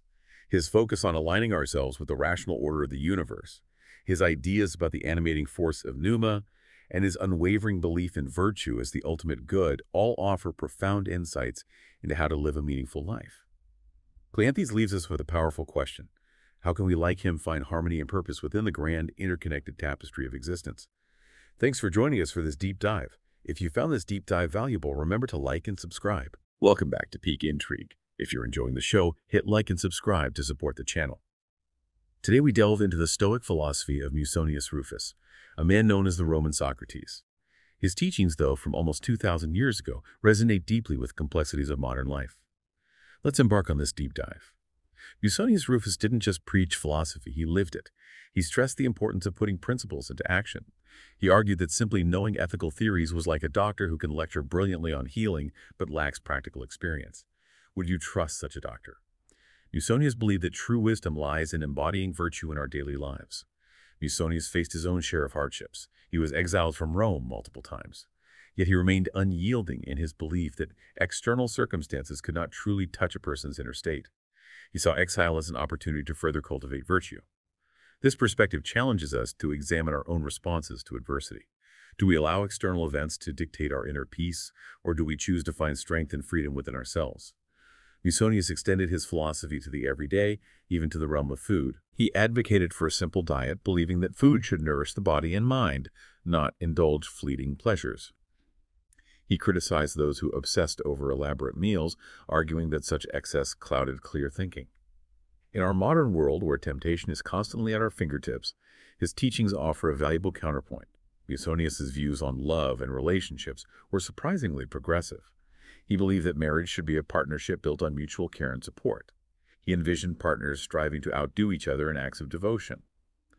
This concept challenges us to view relationships as opportunities for growth and to become the best versions of ourselves for the sake of our loved ones. His perspective reframes relationships as a shared journey of virtue. What truly sets Musonius apart is his belief that women should be afforded the same opportunities as men in the pursuit of knowledge and virtue. He saw no reason why wisdom and ethical living should be limited by gender. This was a radical notion in his time and continues to inspire today. Musonius believed that the capacity for reason and virtue resides in all human beings regardless of gender. Beyond these core principles, Musonius's teachings extended to various aspects of life. He believed that raising children was a civic duty, and that parents should instill in their children a love of virtue and a strong moral compass. However, he also cautioned against blind obedience to parents, especially when it conflicted with ethical principles. This nuanced perspective highlights the importance of both respect for authority and independent moral judgment. Musonius saw farming as a noble profession. He believed it provided a connection to nature, a sense of satisfaction from honest labor, and ample time for contemplation. He saw value in physical work as well as intellectual pursuits. This perspective challenges our modern-day separation of mental and manual labor. Musonius advocated for moderation in all aspects of life. He believed that excess, including sexual indulgence, should be avoided. He emphasized self-control and discipline as pathways to a balanced and fulfilling life. He believed that true happiness could not be found in chasing fleeting pleasures, but in aligning our actions with our values. Musonius was a firm believer in the Stoic ideal of indifference to external goods. He taught that true wealth resided not in material possessions, but in virtue and inner peace. He encouraged his followers to focus on what was within their control, their thoughts, their actions, their choices. In a world obsessed with material wealth, his teachings are a powerful reminder that true fulfillment comes from within. Musonius's philosophy offers a wealth of wisdom for navigating the challenges of any era. His emphasis on practical ethics, his belief in the power of reason, his resilience in the face of adversity, and his commitment to living a virtuous life make his teachings as relevant today as they were centuries ago. Welcome back to Peak Intrigue. If you're finding value in this exploration of Musonius Rufus, hit like and subscribe to support the channel. Let's continue our deep dive into the wisdom of this Roman Stoic. Musonius Rufus believed that true freedom lay in mastering our inner world. He stressed the importance of focusing on what we can control: our thoughts, our actions, our reactions. He argued that by cultivating inner strength and virtue, we could find peace and happiness regardless of external circumstances. This teaching is particularly relevant in our modern world, where we are often bombarded with information and external pressures. Musonius's commitment to practical philosophy extended to his views on conflict resolution. He believed that a true philosopher should never prosecute anyone for personal injury. He argued that insults, blows, or even slander do not truly harm the recipient. True harm, he believed, lay in committing such acts, not in suffering them. This perspective challenges us to reconsider our own reactions to conflict. Do we seek retribution, or do we strive to understand and forgive? Musonius recognized that most wrongdoing stems from ignorance and misunderstanding. He advocated for compassion and understanding, urging his followers to treat those who wronged them with empathy rather than anger. This approach to conflict resolution requires a high level of emotional maturity and self-control. It challenges us to rise above our instinct for retaliation and to seek a more peaceful and understanding path. Musonius' choice of profession for a philosopher might surprise you. He believed that farming was an ideal pursuit for those seeking a life of wisdom and virtue. He saw in farming a connection to nature, a sense of satisfaction from honest labor, and ample opportunity for contemplation. This perspective challenges our modern-day assumptions about intellectual work and manual labor. Musonius believed that true fulfillment could be found in a life that integrated both physical and mental pursuits. Musonius saw farming as a way to live in harmony with nature. He believed that working the land provided a deep understanding of the cycles of life and death, a sense of humility, and a connection to something greater than oneself. This perspective resonates with contemporary concerns about sustainability and environmentalism.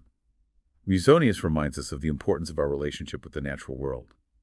Musonius also addressed the delicate topic of sexual indulgence. He cautioned against excess, advocating for self-control and restraint. He believed that sexual activity should be confined to marriage and practiced for the purpose of procreation, not solely for pleasure. While his views on sexuality might seem outdated by today's standards, they reflect the social norms and values of his time. Musonius lived in a vastly different cultural context than our own. However, his emphasis on self-control and his concern for the ethical implications of our actions remain relevant. He reminds us that our desires can easily lead us astray if not tempered by reason and a commitment to virtue. Musonius' teachings challenge us to examine our own behaviors and motivations. He urges us to seek fulfillment not in fleeting pleasures, but in living a life guided by principle and purpose. Welcome back to Peak Intrigue. As we conclude our exploration of Musonius Rufus, hit like and subscribe if you found this deep dive insightful. Let's delve into the final facets of his enduring wisdom. Musonius Rufus challenged the societal emphasis on physical appearance. He believed that true beauty resided not in outward adornment, but in character and virtue. He criticized those who obsessed over hairstyles, clothing, and superficial embellishments. He argued that such vanity distracted from more important matters in a world saturated with images and external pressures. His message resonates deeply. Musonius believed that our worth is determined not by fleeting trends or external validation, but by the content of our character and the impact of our actions. He urged his followers to cultivate inner beauty through the practice of virtue and the pursuit of wisdom. His teachings remind us to look beyond the superficial and to value the qualities that truly matter. Musonius' teachings, though rooted in ancient Stoicism, offered timeless guidance for navigating the complexities of modern life. He reminds us that true happiness is not found in material possessions or external achievements, but in cultivating inner peace, living in accordance with nature, and focusing on what is within our control. He challenges us to prioritize ethical action over empty words, to embrace simplicity and self-sufficiency, and to find joy in the pursuit of knowledge and the practice of virtue. He encourages us to face life's challenges with courage and resilience, to treat others with compassion and understanding, and to strive to make a positive contribution to the world around us. By studying his lectures and reflecting on his words, we can gain valuable insights into living a life of purpose and meaning. If Musonius Rufus were alive today, he might be disheartened by certain aspects of our modern world: our obsession with material wealth, our relentless pursuit of pleasure, our addiction to technology, and our tendency to prioritize individual gratification over the common good. However, he would likely also find hope in the growing interest in Stoicism and other ancient philosophies that emphasize virtue, wisdom, and living a meaningful life. He would see in this resurgence a sign that people are yearning for something more than the fleeting satisfactions offered by consumer culture. He would remind us that true happiness is attainable, but it requires effort, discipline, and a commitment to living in alignment with our highest values. He would challenge us to turn away from the distractions and temptations of the modern world and focus instead on cultivating the virtues that lead to a truly fulfilling life. Musonius Rufus's teachings are a call to action. He urges us to embrace our shared humanity, to work together to address the pressing challenges of our time, and to build a society that values wisdom, justice, and compassion. His legacy is a testament to the enduring power of philosophy to guide us toward a life of purpose and meaning. And there you have it, a deep dive into the wisdom of Musonius Rufus. We've explored his thoughts on virtue, action, relationships, and much more. Remember, true wisdom isn't just about knowledge. It's about applying these principles to our lives. If you enjoyed this exploration, hit like and subscribe. And until next time, keep seeking peak intrigue. Welcome back to Peak Intrigue. If you find value in exploring the intricate tapestry of history and philosophy, consider subscribing and hitting that like button. It truly helps the channel grow.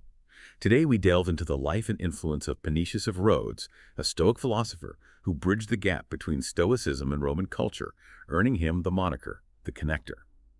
Prepare to be intrigued as we uncover how this figure living centuries ago shaped the way we think about leadership, virtue, and living a fulfilling life. Panetius lived from approximately 185 to 109 BC. His philosophical journey began under the tutelage of prominent Stoic figures like Crates, Diogenes of Babylon, and Antipater of Tarsus. This period of intensive study, estimated to have spanned around 5 years, saw Panetius immersed in a continuous cycle of learning and teaching. Imagine dedicating years of your life to absorbing and debating complex philosophical ideas. This rigorous process likely accelerated his philosophical development and prepared him for the leadership role he would eventually assume. After the death of Antipater, who was the head of the Stoic school, Panetius took on the mantle of leadership around the year 130 BC. He guided the school for an impressive 2 decades, leaving a lasting impact on the course of Stoic thought. One of his most notable students was Posidonius of Apamea, who, like his mentor, traveled extensively, engaged with diverse minds, and spread the tenets of Stoicism throughout the Roman world. This highlights the importance of mentorship and the transmission of knowledge across generations. But Panetius's influence went far beyond the confines of the Stoic school. He played a pivotal role in the influential Scipionic Circle, an informal gathering of prominent figures in Roman society.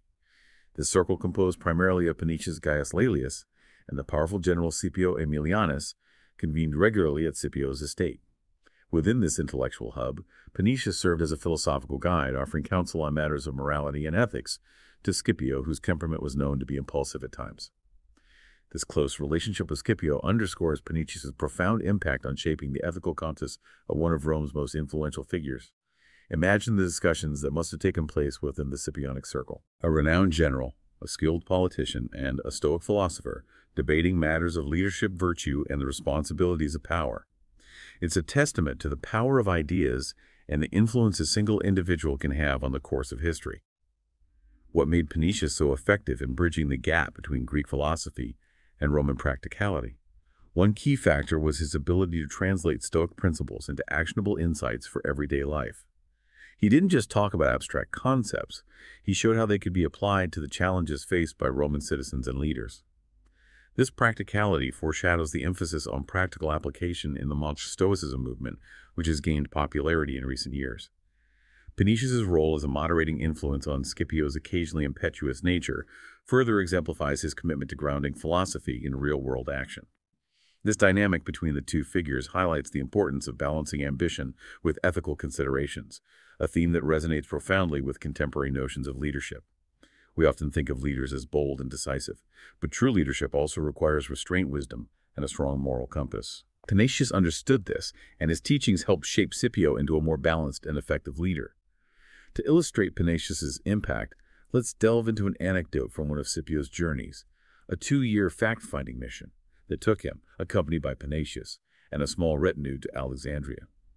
Upon their arrival, Scipio was met with overwhelming enthusiasm from the populace, who clamored for a glimpse of the renowned general, demanding he remove his toga from his head so they could fully behold him. The crowd erupted in applause, and even Ptolemy VIII, the reigning Egyptian king known for his sedentary lifestyle and self-indulgence, struggled to keep pace with Scipio's entourage. This incident underscores a fascinating contrast between Scipio's public image and the reality of leadership, a contrast further accentuated by Panetius's skepticism towards soothsayers and ritualistic practices. Ptolemy VIII, often revered as a godlike figure surrounded by cults and elaborate festivals, was for the first time seen by his people as an ordinary man struggling with the simple act of walking. This unveiling, this stripping away of the mystique surrounding leadership, can be interpreted as a subtle yet powerful consequence of Panetius's presence, a reflection of his grounded practical approach that emphasized the human element even in the most exalted positions of power. It reminds us that leaders are not gods, but human beings with their own strengths and weaknesses. This incident in Alexandria offers a glimpse into Panaetius's worldview and his influence on those around him. He valued reason over superstition, practicality over empty ritual, and saw leadership not as a performance, but as a responsibility. These values permeated his teachings and his interactions, shaping the ethical landscape of Roman society. Panaetius's most renowned work concerning appropriate actions delves into the intricacies of moral conduct and the cultivation of individual character. This treatise, lauded by Cicero as a thorough examination of moral duties, advocates for ethical behavior towards others, emphasizing the Stoic principle of cosmopolitanism, which calls for treating all individuals with respect and dignity, regardless of their social standing or origin. This concept of cosmopolitanism was groundbreaking in a world often divided by national borders, social hierarchies, and cultural differences. Panaetius's emphasis on universal respect and dignity prefigures modern human rights ideals and challenges us to see beyond the superficial differences that separate us. Beyond this emphasis on morality, Panaetius's work also champions the development of one's unique potential, a concept that deeply resonated with Cicero and foreshadowed the ideas of self-reliance and self-cultivation espoused by later thinkers like Emerson and Thoreau. Imagine walking through a forest, choosing to forge your own path instead of following pre-existing trails, as Emerson and Thoreau would suggest. This act of carving your own way, of embracing the unknown, mirrors Panaetius's call for individual growth and the exploration of one's unique capabilities. He believed that each individual possesses a unique set of talents and potentials that should be cultivated and developed to their fullest. This emphasis on self-reliance and self-discovery remains relevant today as we navigate a world that often pressures us to conform to predetermined paths. Panaetius's enduring legacy can be distilled into three key contributions: the simplification of Stoicism, the call for constant alertness, and the pursuit of fulfillment through virtuous leadership. Recognizing the need for accessibility, Panaetius skillfully employed straightforward language to communicate Stoic principles to a wider audience, making this once esoteric philosophy relatable to both the common people and the Roman elite. He didn't shy away from complex ideas, but he made them accessible by using clear and concise language and by relating them to everyday experiences. This approach made Stoicism a practical philosophy for living a good life, not just a theoretical system for philosophers to debate. He stressed the importance of vigilance, of being prepared for life's unexpected challenges, a concept echoed in Marcus Aurelius's famous quote from Meditations. The art of living is more like wrestling than dancing, because an artful life requires being prepared to meet and withstand sudden and unexpected attacks. This emphasis on preparedness underscores the Stoic ideal of mental resilience and the ability to adapt to unforeseen circumstances. It's a message that resonates deeply in our own times, characterized by uncertainty and rapid change. Finally, Panaetius advocated for leadership, rooted in virtue, a leadership aligned with the Stoic principle of living in accordance with nature. This concept emphasizes the importance of aligning one's actions with reason and the natural order of the universe, a path that leads to both personal fulfillment and societal well-being. For Panaetius, virtuous leadership was not about power or personal gain, but about serving others and acting in accordance with ethical principles. He believed that a leader's primary responsibility is to promote the well-being of those they lead, and that this can only be achieved through wisdom, justice, and compassion. Panaetius effectively transformed Stoicism into a lived philosophy, an art of living, by weaving its tenets into the fabric of Roman society. He achieved this by influencing the Roman elite, skillfully fusing Stoic ideas with their existing ethical framework and cultural values. This fusion resonated profoundly with thinkers like Cicero, who, having immersed himself in Panaetius's writings, lauded his contributions, stating multum, meaning, "I have read much of his writings, and I praise him for that." Panaetius's legacy extends far beyond his lifetime. His teachings continue to inspire individuals to cultivate virtue, embrace resilience, and lead with integrity, making him a timeless guide for navigating the complexities of human existence. Let us now delve deeper into the specific aspects of Panaetius's philosophy, exploring how his ideas can be applied to our modern lives. His teachings offer a wealth of wisdom that can empower us to face challenges with fortitude, live with purpose, and contribute meaningfully to the world around us. But before we continue, let's take a moment to reflect on what we've learned so far. What aspects of Panaetius's life and thought resonate most strongly with you? How do his ideas challenge your own assumptions about leadership, virtue, and the pursuit of a fulfilling life? These are questions worth pondering as we continue our exploration of this remarkable philosopher. Panaetius, unlike many of his contemporaries, didn't subscribe to the prevalent beliefs in soothsayers or ritualistic sacrifices. His worldview was firmly grounded in practicality and reason. He saw the world through the lens of logic and sought to understand its workings through observation and critical thinking.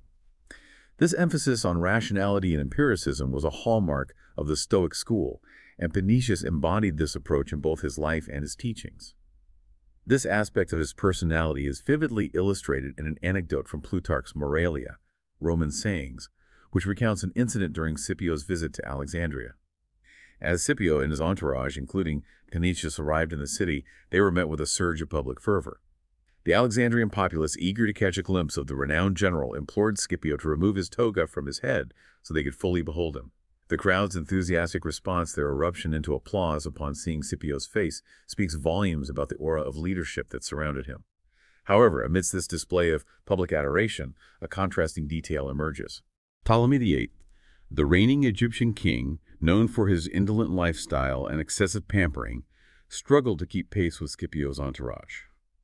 Ptolemy, often revered as a godlike figure, the subject of cults and elaborate festivals, was, for perhaps the first time, seen by his people as an ordinary man grappling with the simple act of walking. This unveiling, this stripping away of the mystique that often cloaked leadership, can be interpreted as a subtle yet profound consequence of Panaetius's presence. His grounded practical approach, his skepticism towards the supernatural, and the theatrics of power likely contributed to this shift in perception. Panaetius's influence was a quiet but persistent force, challenging assumptions and encouraging people to see the world with clearer eyes. Panaetius's influence extended beyond personal interactions, shaping his philosophical writings, most notably his treatise concerning appropriate actions. This work, lauded by Cicero for its comprehensive examination of moral duties, delved into the intricacies of ethical conduct and the cultivation of individual character. Concerning appropriate actions, advocated for treating others with respect and dignity, aligning with the Stoic principle of cosmopolitanism, which transcends cultural and societal boundaries, promoting a sense of universal brotherhood. This concept of cosmopolitanism was radical for its time. It challenged the prevailing notions of tribalism and nationalism, urging people to see themselves as citizens of the world rather than members of a particular group or nation. This idea resonates powerfully today as we grapple with the challenges of globalization and the need to find common ground across cultural divides. Beyond morality, Panaetius emphasized the importance of developing one's unique potential, a concept that resonated with Cicero and foreshadowed the ideas of self-reliance and self-cultivation, championed by later thinkers like Emerson and Thoreau. Imagine, as the Transcendentalist suggested, traversing a forest, choosing to forge your own path instead of following pre-existing trails. This act of carving your own way of embracing the unknown embodies Panaetius's call for individual growth and the exploration of one's unique capabilities. Panaetius believed that true fulfillment comes not from following the crowd, but from forging your own path, pursuing your own passions, and developing your unique talents. This message of self-reliance and self-discovery is as relevant today as it was in ancient Rome. Panaetius's legacy rests on three pillars: his simplification of Stoicism, his emphasis on constant alertness, and his advocacy for leadership rooted in virtue. Recognizing the need for accessibility, Panaetius skillfully employed straightforward language to convey Stoic principles to a broader audience, making this once esoteric philosophy relatable to both the common people and the Roman elite. He stripped away the jargon and focused on the core principles of Stoicism, making it a practical guide for living a good life, not just an abstract system of thought. This approach democratized knowledge, making it accessible to a wider audience, and ensuring that Stoicism could have a broader impact on society. His emphasis on vigilance, on being prepared for life's unexpected challenges, echoes in Marcus Aurelius' famous quote from Meditations. "The art of living is more like wrestling than dancing, because an artful life requires being prepared to meet and withstand sudden and unexpected attacks." Unquote. This focus on preparedness underscores the Stoic ideal of mental resilience and the ability to adapt to unforeseen circumstances. In a world of constant change and uncertainty, this message of resilience and adaptability is more relevant than ever. We can't control everything that happens to us, but we can control our reactions and our mindset. Panaetius taught that by cultivating mental toughness and preparing for challenges, we can navigate the ups and downs of life with greater equanimity. Finally, Panaetius championed leadership grounded in virtue, a leadership aligned with the Stoic principle of living in accordance with nature. This concept highlights the importance of aligning one's actions with reason and the natural order of the universe, a path that leads to both personal fulfillment and societal well-being. For Panaetius, true leadership wasn't about power or dominance, but about serving others and acting in accordance with ethical principles. He believed that a leader's primary responsibility is to promote the well-being of those they lead, and that this can only be achieved through wisdom, justice, and compassion. Panaetius transformed Stoicism into a lived philosophy and art of living by weaving its tenets into the fabric of Roman society. He achieved this by influencing the Roman elite, skillfully merging Stoic ideas with their existing ethical framework and cultural values. This fusion resonated with figures like Cicero, who, deeply immersed in Panaetius's writings, praised his contribution, stating multum, meaning, "I have read much of his writings, and I praise him for that." Panaetius's legacy endures. His teachings continue to inspire individuals to cultivate virtue, embrace resilience, and lead with integrity, making him a timeless guide for navigating the complexities of human existence. He left behind a body of work that continues to challenge us to live more thoughtful, more ethical, and more fulfilling lives. Let's take a moment to consider how Panaetius's ideas might apply to our own lives. How can we cultivate the Stoic virtues of wisdom, justice, courage, and temperance in our own daily lives? How can we embrace the principles of cosmopolitanism and treat all individuals with respect and dignity, regardless of their background or beliefs? How can we strive to be more resilient in the face of adversity and more adaptable to the ever-changing circumstances of our lives? These are questions worth pondering as we continue to explore Panaetius's legacy and seek to apply his wisdom to the challenges of our own time. His teachings offer a roadmap for living a more meaningful and purposeful life, a life grounded in reason, virtue, and a commitment to the common good. Panaetius's life and work offer us a compelling example of how philosophy can be a practical guide for navigating the complexities of human existence. He didn't just theorize about virtue and leadership. He embodied these principles in his interactions with others and in his own life. He showed that philosophy is not just an academic pursuit, but a way of life, a way of approaching challenges, making decisions, and interacting with the world around us. His emphasis on reason, practicality, and ethical conduct provides a framework for living a more meaningful and fulfilling life. It's a framework that transcends time and culture, offering timeless wisdom for anyone seeking to live a life of purpose and integrity. Panaetius's legacy reminds us that the pursuit of knowledge is not merely an intellectual exercise, but a journey of self-discovery and personal growth. It's a journey that requires us to challenge our assumptions, confront our biases, and strive to live in accordance with our highest ideals. It's a journey that can lead us to a deeper understanding of ourselves and the world around us, and to a more profound sense of purpose and fulfillment. As we conclude our exploration of Panaetius's life and thought, let's consider how we can apply his teachings to our own lives. How can we cultivate the Stoic virtues of wisdom, justice, courage, and temperance in our daily interactions and decisions? How do we embrace the principle of cosmopolitanism and treat all individuals with respect and dignity, regardless of their background or beliefs? How can we strive to be more resilient in the face of adversity and more adaptable to the ever-changing circumstances of our lives? These are questions worth pondering as we navigate the complexities of our own time. Panaetius's legacy offers us a beacon of wisdom and inspiration, a reminder that even in a world of uncertainty and change, we can live lives of meaning, purpose, and virtue. Thank you for joining us on this deep dive into the world of Panaetius.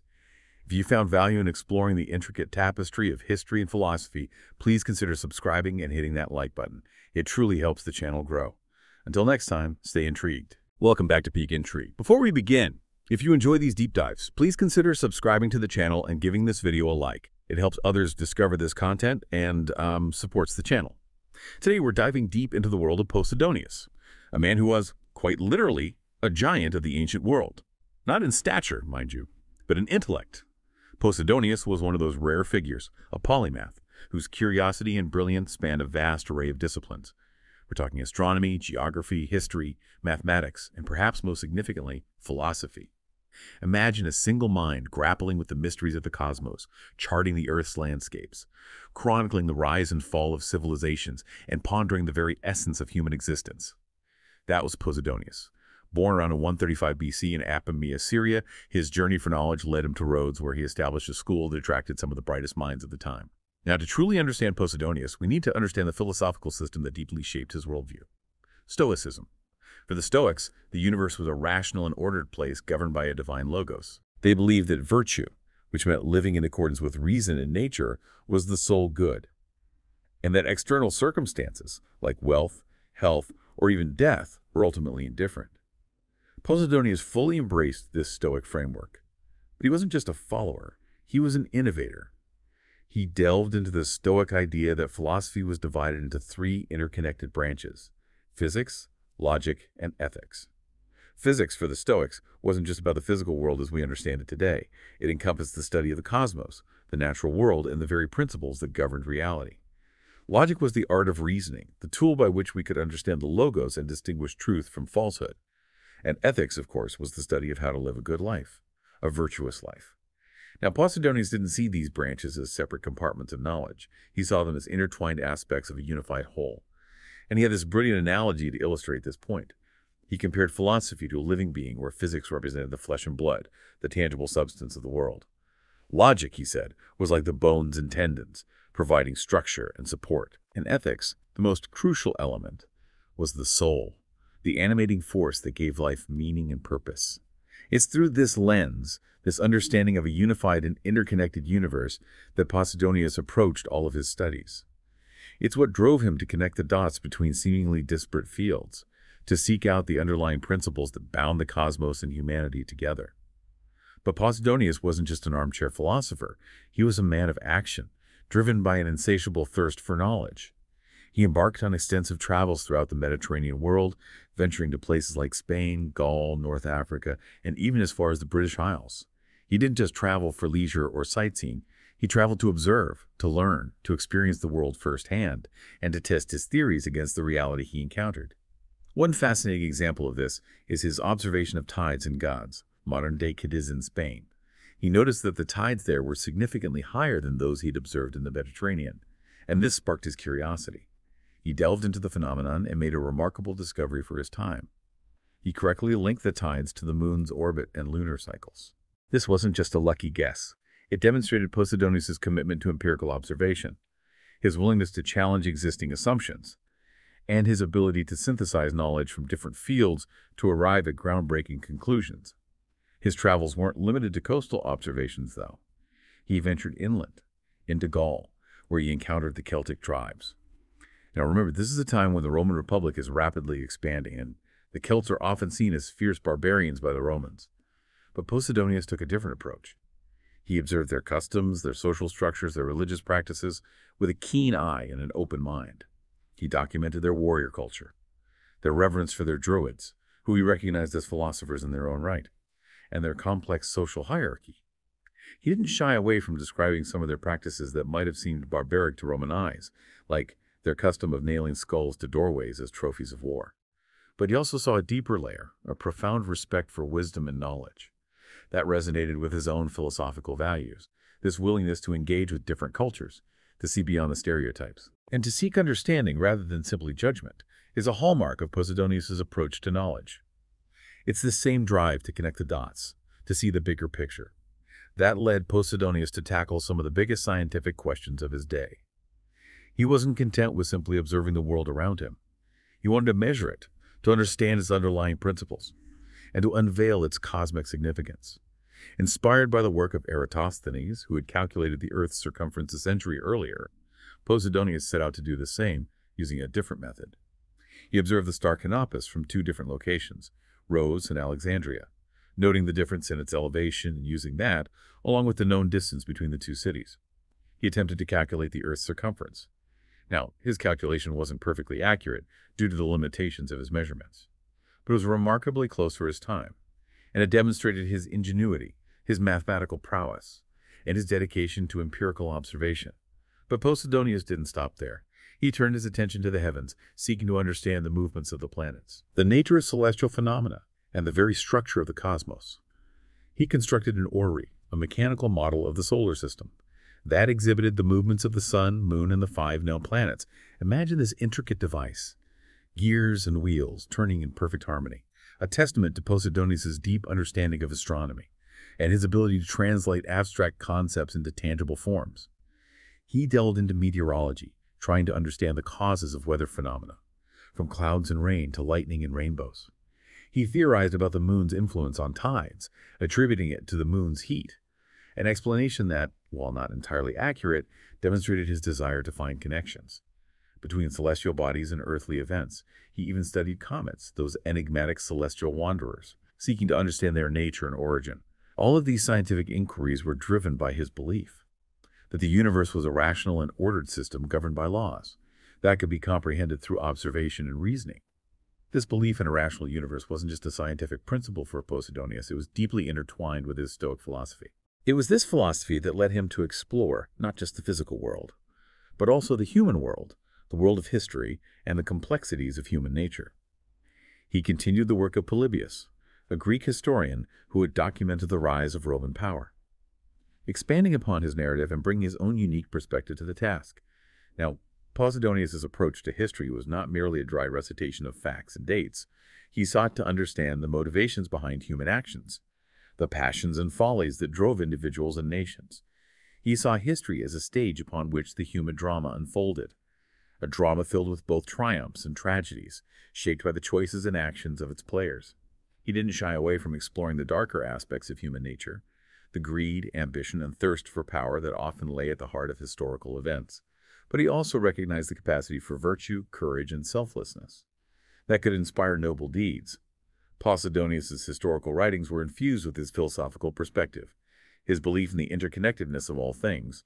He saw history not as a series of isolated events, but as a tapestry woven from the threads of human actions, natural forces, and cosmic influences. His work reflected his belief that understanding the past was essential for navigating the present and shaping the future. But Posidonius' concept of history extended beyond the realm of human affairs to encompass the entire cosmos. He saw the rise and fall of empires, the ebb and flow of tides, the movements of celestial bodies, as all part of the same grand narrative, a narrative shaped by the interconnectedness of all things. In his view, humanity was not separate from the cosmos, but an integral part of it, subject to the same laws and influences that govern the universe as a whole. This grand vision of history, encompassing both the human and the cosmic, set Posidonius apart as a historian who sought to understand not just the what, but the why of historical events. He believed that by delving into the underlying causes, the philosophical underpinnings of history, one could gain a deeper understanding of the human condition and the forces that shape our world. Posidonius' historical writings were also informed by his personal experiences, his travels, his encounters with diverse cultures, and his interactions with prominent figures of his time. He had witnessed firsthand the expanding power of Rome, the complexities of its political system, and the ambitions of its leaders. He had met with Pompey the Great, one of Rome's most influential figures, and had even been asked to write his biography, a testament to Posidonius' reputation as a historian and a man of learning. Posidonius' work on tactics, the art of war, suggests that he may have had first-hand experience with military leadership, perhaps gained through his association with Pompey or other Roman commanders. His insights into military strategy, though much of his work on the subject has been lost, likely reflected his understanding of both the practical aspects of warfare and the philosophical principles that govern conflict and conquest. Now, as with many figures from antiquity, much of Posidonius' work has been lost to time. We only have fragments, quotations, and references from later authors to piece together the vast scope of his knowledge and insights. But even these fragments reveal a mind of extraordinary brilliance, a mind that sought to unify knowledge, to connect the dots between the human and the cosmic, and to find a place for humanity within the grand order of the universe.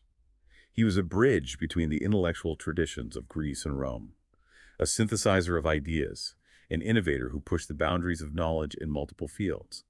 He reminds us that knowledge is not confined to disciplinary boundaries, but is an interconnected web of ideas, observations, and experiences.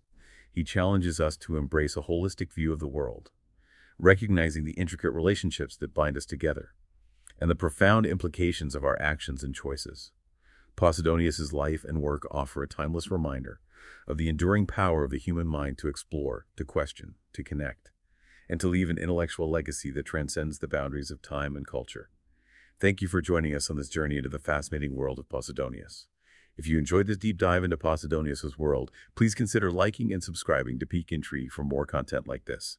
Welcome back to Peak Intrigue. If you're enjoying this content, please consider liking this video and subscribing to the channel. Today we're embarking on a journey, a deep dive, into the heart of Stoic philosophy. We're exploring the life and teachings of Hierocles, an often overlooked figure, but whose ideas resonate. Even after 2,000 years, you might not have heard of Hierocles. but his concept of expanding circles of concern, a framework for cultivating compassion and understanding, has subtly shaped Western thought for centuries. Our exploration begins in 2nd century Alexandria, a bustling metropolis, a crossroads of cultures, where Hierocles was born. Imagine this vibrant city, a melting pot of ideas and philosophies. This was Hierocles' world, teeming with intellectual discourse, where the seeds of Stoicism would find fertile ground.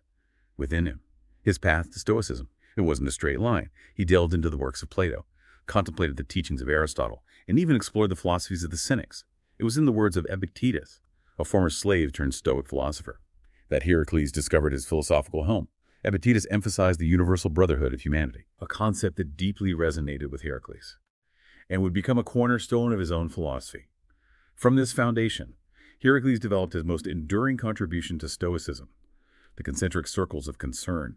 He argued that our empathy should radiate outwards, beginning with ourselves, and then extending to our immediate family, our extended family, our local community, neighboring communities, our country, and ultimately encompassing the entire human race. Think about your own circles of concern for a moment. Where do they begin? Where do they end? Are there areas where those circles could expand, even slightly, to embrace more of humanity? Hierocles challenged us to see ourselves not as isolated individuals, but as interconnected parts of a larger whole. His circles weren't just an abstract concept, they were a call to action, a roadmap to a more compassionate and just world. But Hierocles wasn't simply a philosopher, spitting theories in an ivory tower. He lived his philosophy, integrating it into the fabric of his daily life. He cared for his aging father, offering practical assistance and emotional support. He patiently guided his friend Caucus, known for his volatile temper, showing that even challenging relationships could be transformed through understanding and empathy. He engaged with people from all walks of life in the bustling marketplace, recognizing the inherent dignity in every individual. And when confronted with injustice, Hierocles didn't shy away. He stood up to bullies who were harassing a beggar, demonstrating that true compassion requires courage and action. His life was a testament to the belief that philosophy isn't about passive contemplation. It's about actively embodying its principles in the real world. Now picture this. A city gripped by fear. Refugees fleeing a devastating war arrive at the city gates, seeking safety and shelter. This is where Hierocles' philosophy truly comes alive. He doesn't simply advocate for compassion. He urges the city to welcome the refugees, highlighting both the moral imperative and the practical benefits of integration. His words carry weight, and the city responds. Temporary shelters are erected, resources are shared, and the refugees are encouraged to contribute their skills to the community. But this act of compassion doesn't come without challenges. When a child in the refugee camp falls ill, fear and suspicion grip the city. How easily fear can transform into panic, even in the face of a shared threat.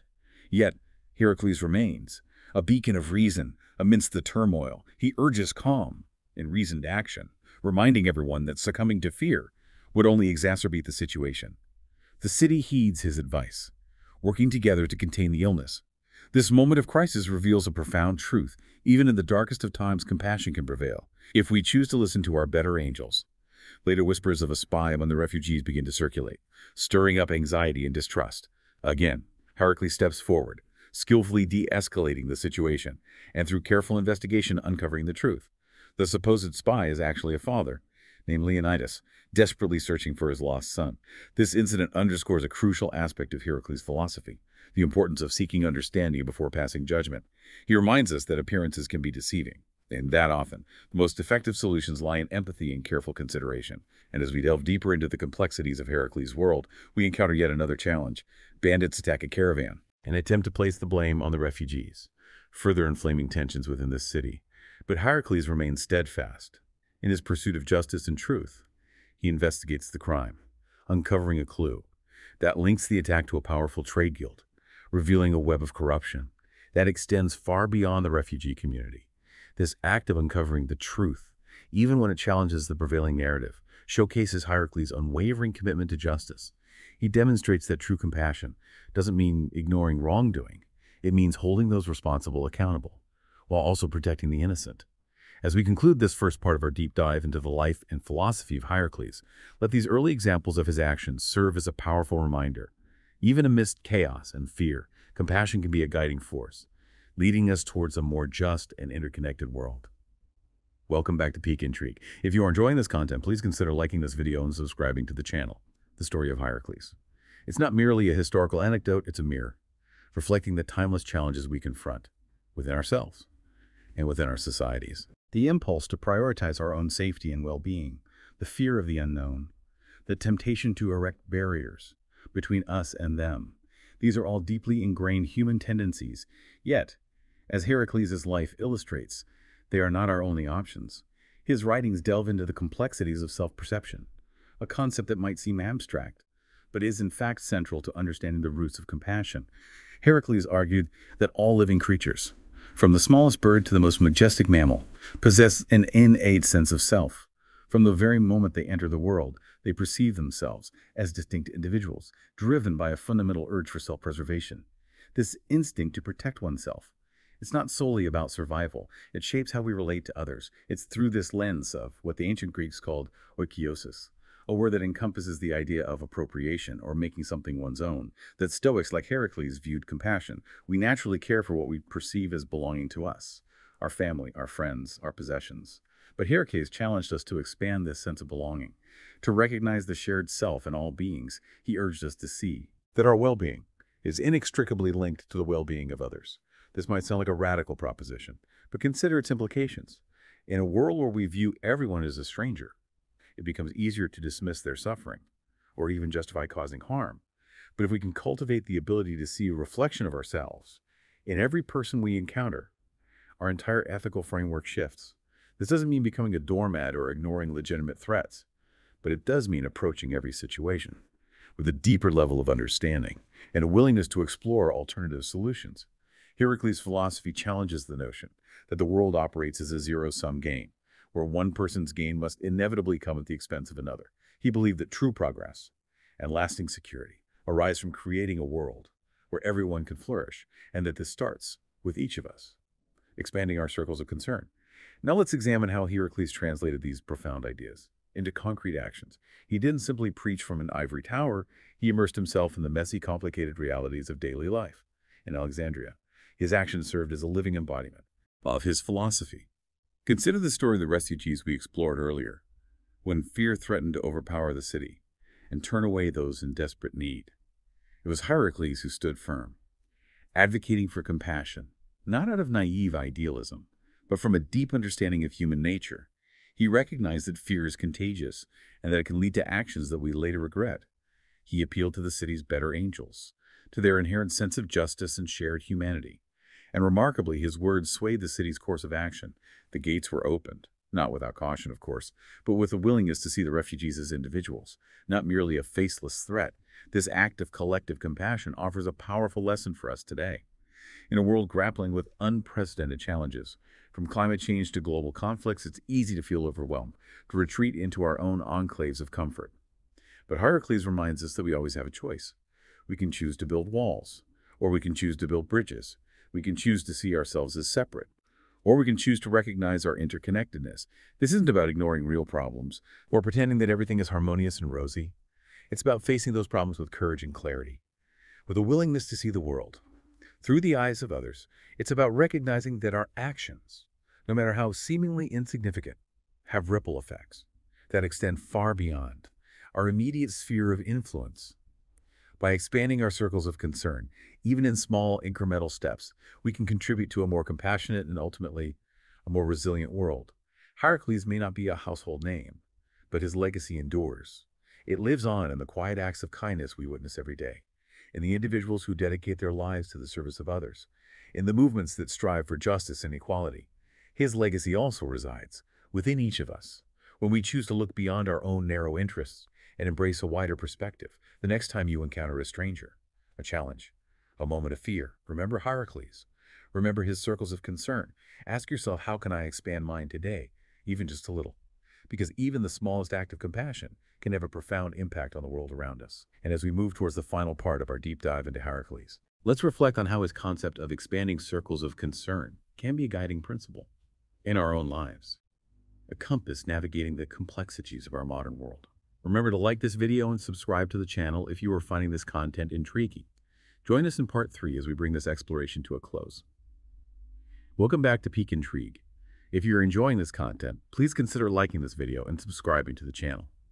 As we conclude our deep dive into the life and philosophy of Hierocles, let's shift our focus from his individual actions to the broader implications of his ideas, particularly his concept of expanding circles of concern.